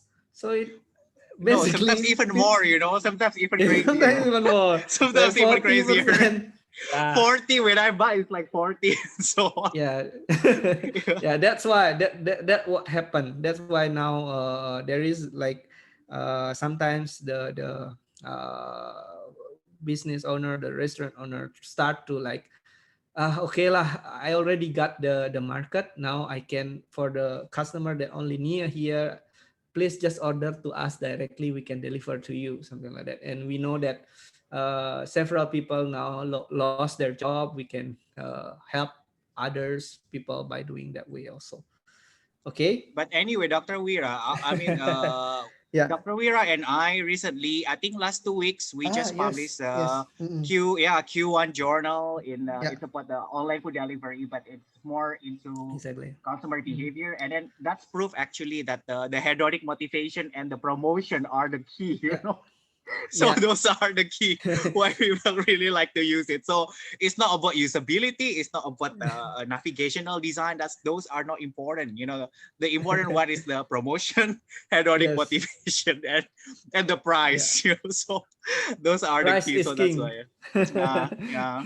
Yeah. You for you that are interested on the research, you can also check the publications that published by Yogi and me as the co-authors. I think there is available in our Google Scholar or Scopus profile. And in terms of how to say supply chain perspective, actually sometimes we don't have to provide very complicated how to say tools for the business owner to help them reasonalize the decision that they are going to make. For example, I this one I just how to say try to use like, for example, decision tree tools. Okay, this decision tree is different with what you learn in data mining. Okay, this decision tree tools is management tools that help decision maker to visualize their options and like try to evaluate the decision that they are going to make. For example, for that between whether you want to use food delivery apps or not use, or organizing a combo between, okay, I will create I will use one or the food delivery apps. Meanwhile, in parallel, I also try to ask my customers to order to us directly, something like that. Okay, or yeah, you can also have an option to do nothing, something like that, right? So list all those options, make the valuations out of all those options. For example, if you are using food delivery apps, the situations, you can also use decision tree to how to say, to show the probability of the situation that might happen. For example, the if you're using delivery apps, there is possibility that your user is how to say happy about it, try to and you get more customer from it, and you can expect this number is arbitrary. I just try to how to say put some numbers so that you can see and make sense of the examples. For example, if the you're using food delivery apps and then the customer favorable with your decisions, you can expect higher revenue. Okay. And then but of course there is a fixed cost, there is a variable cost, and then you can see the expected profit. However, at there are also conditions where the market is not favorable with your decision, right? For example, you already invest on, I'm okay, I will use a food delivery apps. I hire a designer to make a good product picture, and then make a marketing effort for that, and then you get your expected revenue is not as much as you want. Yeah, because the customer is not favored with your what you're doing there. Maybe something wrong, the price is not right or something. Then the expected revenue you can calculate how many, and then the fixed cost you can calculate, and then you can see the expected profit, something like that. So this way, how to say, can this is one of the simple tools that actually can help business owner even they don't understand descriptive analytics, prescriptive analytics, predictive analytics, but they can make sense. Okay, this decision I will use because this, something like that. Sometimes we also need to explore this kind of tools. Or when, of course, when if you want to use for your PhD topic, it's not. I will say it cannot be this simple. But for example, if you want to use this kind of approach, maybe it's possible. But you need to have more analysis. For example, why you come up with these three options? There is another research for that. Okay, how do you come up with this expected revenue? For example, those kind of things. But somehow what I want to say here is like when you do research, you need to also consider like whether your research can be applied to the real situations. Like for example, the research that like Yogi mentioned earlier, that one also really insightful. It means what? It means like it's useless you make a very good picture, a very interesting marketing, very delightful photos of your food, but the price is not right for your customer. Then it's useless, right? Okay, that's somehow the Yeah, one I easy stated way to I stated it very clearly in the we stated very clearly in the practical applications. You know that yeah. yeah, that part is useless. Yeah. That was somehow what I want to deliver here. You when you do research, please try to also see whether your research is applied, or at least it will be not left unused, just become a piece of paper, something like that. Next, I think for this topic, well, actually it's related with the previous topic. For example, you can use this to create further analysis for the whether it's really useful to run your own your own food delivery. See the cost, you can use this one, but I will save it for our next meeting, because Yogi already asked me to provide another discussions more related to these topics, and the approach to solve this one. So I will keep the discussion about VRP. In the future discussion, I will explain in detail about this topic. Okay, this one is basically again I mentioned this one several times already, because it's really when you see the people or business owner or in from industry perspective, sometimes they see out we as a researcher, as an academia, are doing many useless things, cannot to in pursue in parallel pursuing what an academia perspective, such as conducting something new to the to push the boundary of knowledge and discovery, as well as we also need to see the perspective of the industry about how to use this type of approach, whether it will be difficult for them to interpret our how to say research. And of course, the most important thing normally for a business perspective is whether it can give you money or not. So like, show me the money. If there is money in it, they will use it, something like that. But somehow, and this kind of perspective we can kind of forget as a academia, because we are too concentrate on the academia perspective. Okay, the last part, it's about future of supply chain. So we can also discuss the research opportunities, and I try to find a good video, and this one from KPMG. I will just play it and then we can discuss it later. Okay.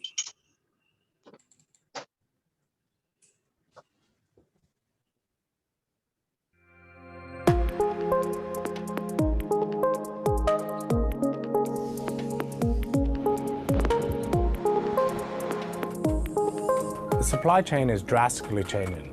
With the increase in technology, the access to data, and making that available across your end-to-end network, what it might look like in 5 years' time is very different from today. Products, workforce, industrial assets will be connected.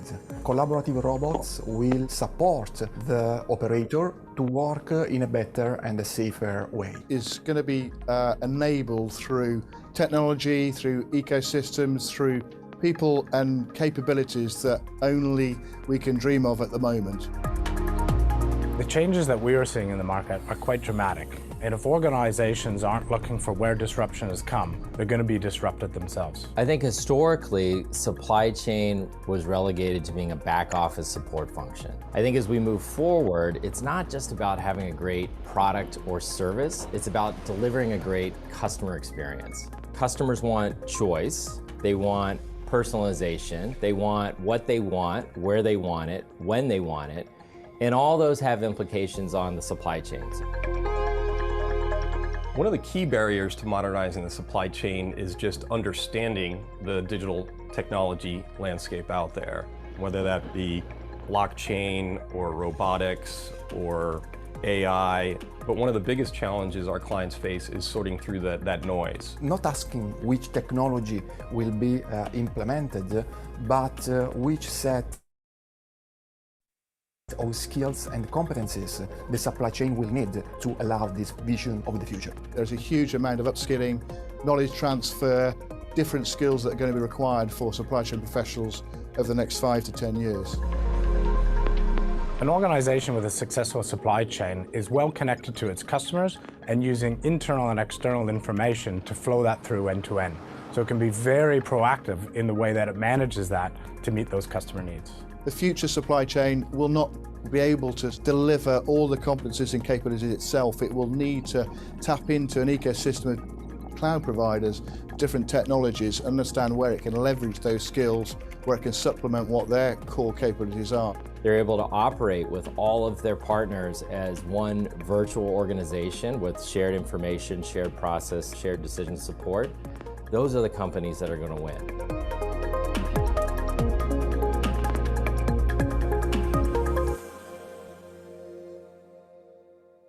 Yeah, many of the keywords mentioned in that video is, I think, general, but somehow it gives us insight on how could we how can we see or what can we hope from a supply chain in the futures. So as a PhD students, as a researchers, or as people that are interested in supply chains, you may want to take a look whether your company or your research is already considered those things that might happen in the futures. So based on several literature review, and then articles, and then discussion from webinars that widely available nowadays, I try to how to say categorize the research opportunity for supply chain in the futures. I make three categorizations based on the goals, based on the technology, based on the concept. Of course, this may not give you the complete pictures of future supply chains, but I think these keywords can help you to how to say make your search regarding supply chain futures more easier. I mean, like you will have guidelines to search it easier. Okay. First, regarding to goals, conventional supply chains have goals such as make your supply chains more efficient, in whether it's in terms of cost or environmental impacts or many things. But basically, this type of goals for the future supply chain, of course, will be still exist. You want your supply chain more efficient, also the opposite, like more responsive. For some product, you want it to be more responsive. It's okay to have a higher price, but if you can be responsive for your customer, then you can also win the competition. How to say, some supply chains use that one as their competitive advantage. But in parallel, in the future, we will also see, like mentioned in the video, a supply chain that tend to have more collaborations. So because the data, the information is then the speed of the internet is getting more and more, it is getting better and better. So more collaborations in supply chains is also going to be happening. And then another things is like when, because we know that even for like to 2020 is very very teaches a very a good lesson. I mean, like it shows that our supply chains at that time is not ready for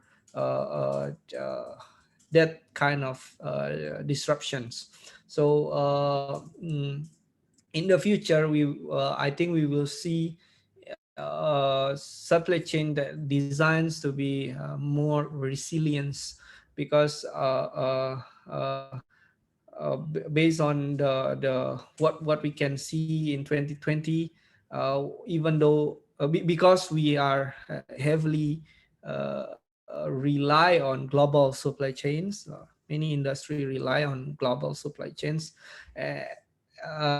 When the movement need to be stopped suddenly, we are really not ready for it.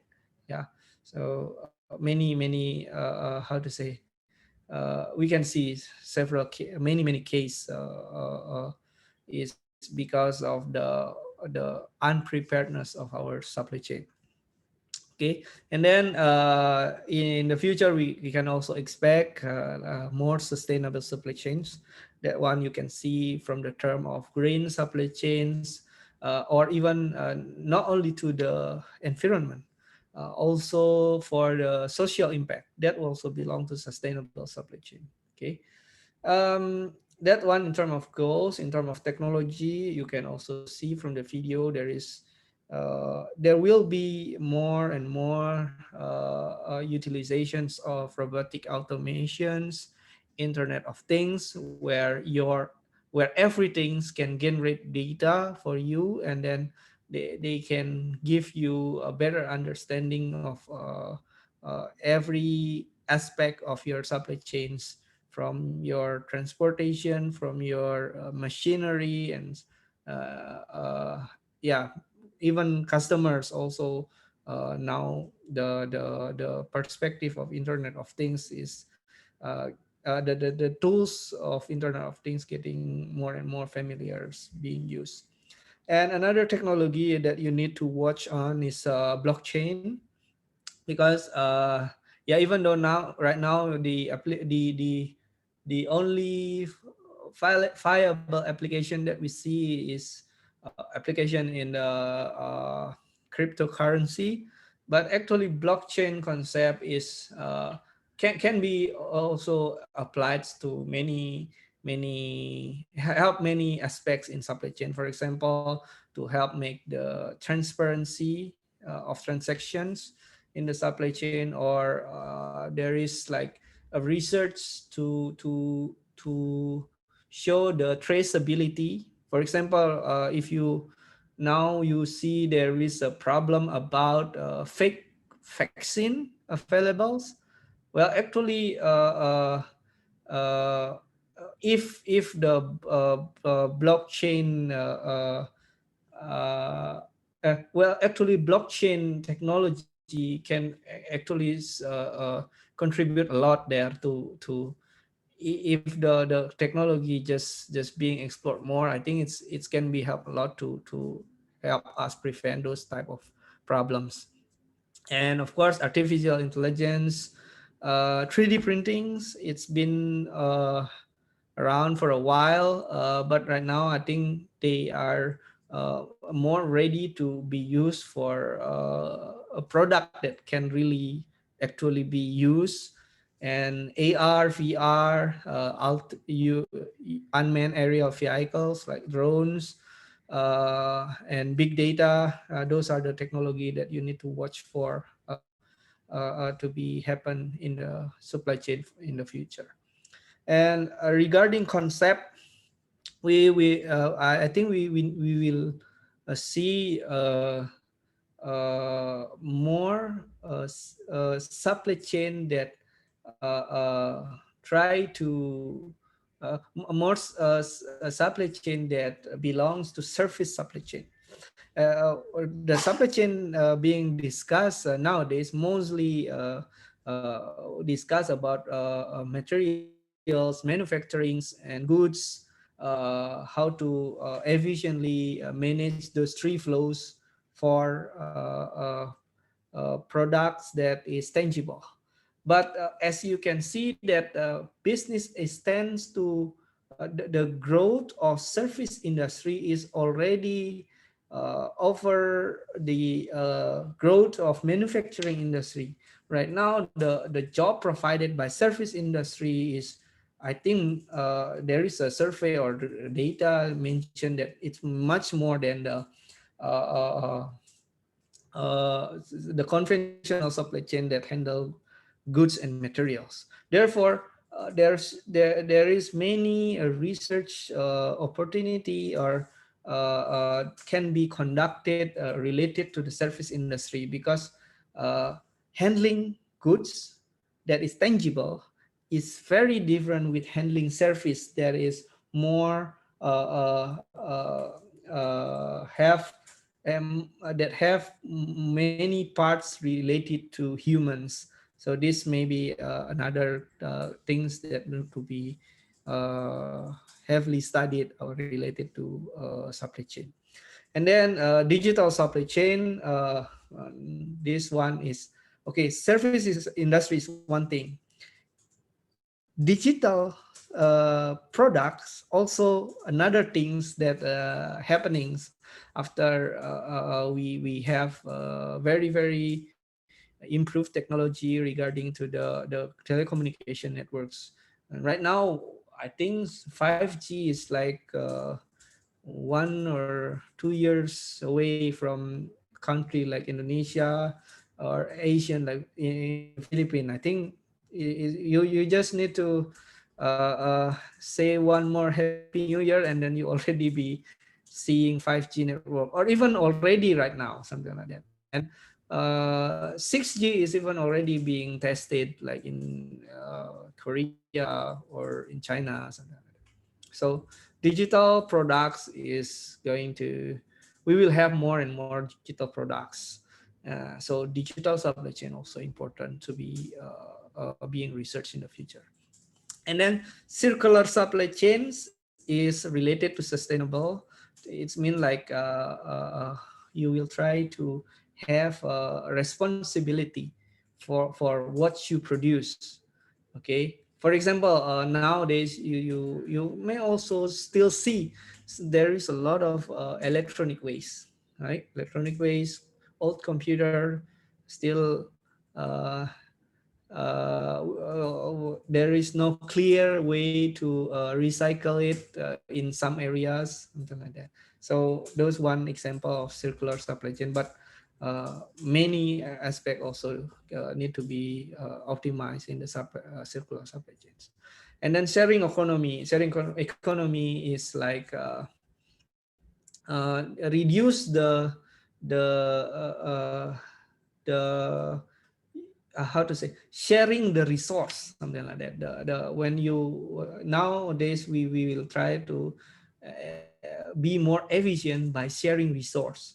For example, like Airbnb, that one is sharing resource. When you have unused room, you can share it to other people that travel to your place, and many things now being shared bike, shared e-bike, shared car, something like that. And the last one is the digital twins. Is about creating a smaller simulation of the things that really happens in the field in real time. Because now internet is already how to say, can, for example, data, you can generate many data for everything right now, and then it's easily transferable. So now you can make the digital versions of, for example, your factory, for, or even city. Now I think Singapore already started the project digital twins, so they can see what really happened in their country in the digital version of it. So they can make a simulation. Well, okay, what happened if this kind of policy we want to implement, or what will be the best scenario if we want to handle this kind of things, something like that. Okay, those are several keywords that interesting about supply chain in the future. Okay, this will be my last slide, but this slide is more to how to say, sharing after I'm not yet, I will not consider myself well experienced yet in the research, but I think there is several points that I can mention during my journey as a researcher. Okay, especially when you are doing PhD. PhD is not an easy thing to be accomplished. It's physically and mentally challenging, I can say, but somehow it can also be interesting and fun, and give you how to say, a sense of fulfillment if you somehow can manage it correctly, or how to say, if you can find this one. I finally come up with not come up. I read several articles. There is a keywords called it's come from Japanese language called ikigai. Ikigai I think there is a book discuss about this. Ikigai, if I'm not wrong, it means something worth living. So if you put a research, how to say, if you combine, if you use that concepts as in your research, I think you can really enjoy your research journey. So it means also you can enjoy your PhD. Okay, so ikigai, in the discussion that I see, it combine is to find a combination of what you are good at and what you love, and then what the world's needs or the people around you needs, and then and what you can be paid for. So if you can find those how to say, the the combination of all those things, I think research can be really fun. But I know it will be, it is not easy to find that. I think I even me, I don't really find my ikigai yet. But what I can suggest, but I enjoy doing research. So what I can suggest for you is, maybe from my experience, if you want to enjoy it, at first I think the easiest step is to find what you are good at. Okay, so when you find what you are good at, or at least you build up on something that you can be good at, and then you can move. If you see this one as a clock, you can move clockwise or counterclockwise from that one. For example, you can combine what you're good at and then what you love, and then it becomes something you're really passionate about, and then you can find, okay, what can I do with this kind of things, something like that. Or you can do it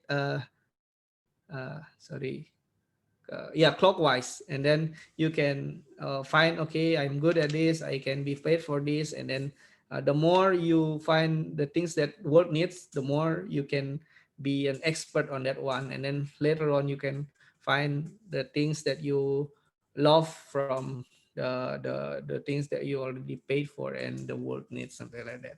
Okay, so I think I'm not yet in the ikigai zone, but I am somewhere in between. I'm good at, I love, and then I can be paid for it, something like that. So I think after the COVID-19 pandemic, you will reach that. after the pandemic, your maybe. ikigai will go back. I think Yeah. But basically, this is a good this is a good framework, I guess, for you to reflect where are you at. So then you can move to it can help you to guide as a guidelines to where should I concentrate on, something like that. And then I hope all of you PhD students, researchers, can really enjoy your journey as a researcher and as a PhD students. Okay, I think that one is the closing. Okay, I return it back to Yogi. Please, Yogi. Okay, so it's a very nice evening with Dr. Wira. Okay, since it's already Sorry late. for taking too long. Oh no, it's so much fun. Like talking about the supply chain with an expert, and also a businessman who knows about the real condition of the supply chain during the COVID-19 pandemic. Anyway, students or audiences, any last questions before we end this meeting? Arvin Ong, do you have last question? None, sir. I'm very interested though. Okay, you don't worry, you will see Dr. Wira next term, okay? Next term, you will see him. He will teach you like the up to the very advanced and how to doing those things. Okay. Yoshiki, Is it clear, Yoshiki? Are you still there? Yes, sir. It's clear po. Okay, so it's clear for you, right? It is, sir. Okay. So if no, okay. Yeah, Taf. Any questions, Taf? No, sir. Thank you. Really? Okay.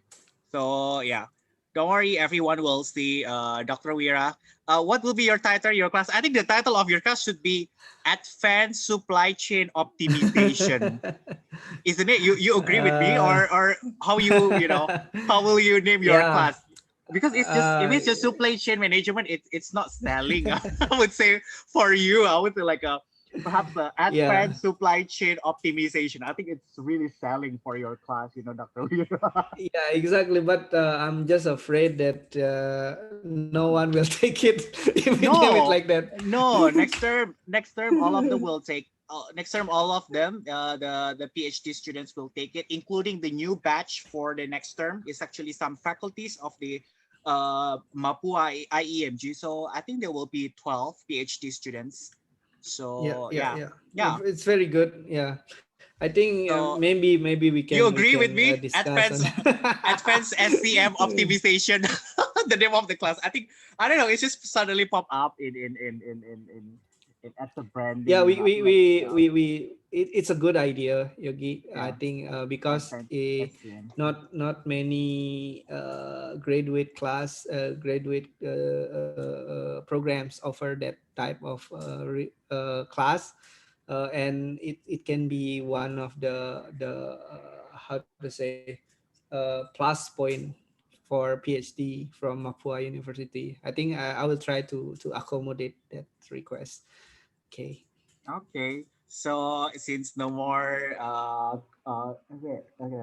okay. So since no more questions, so let me stop the recording.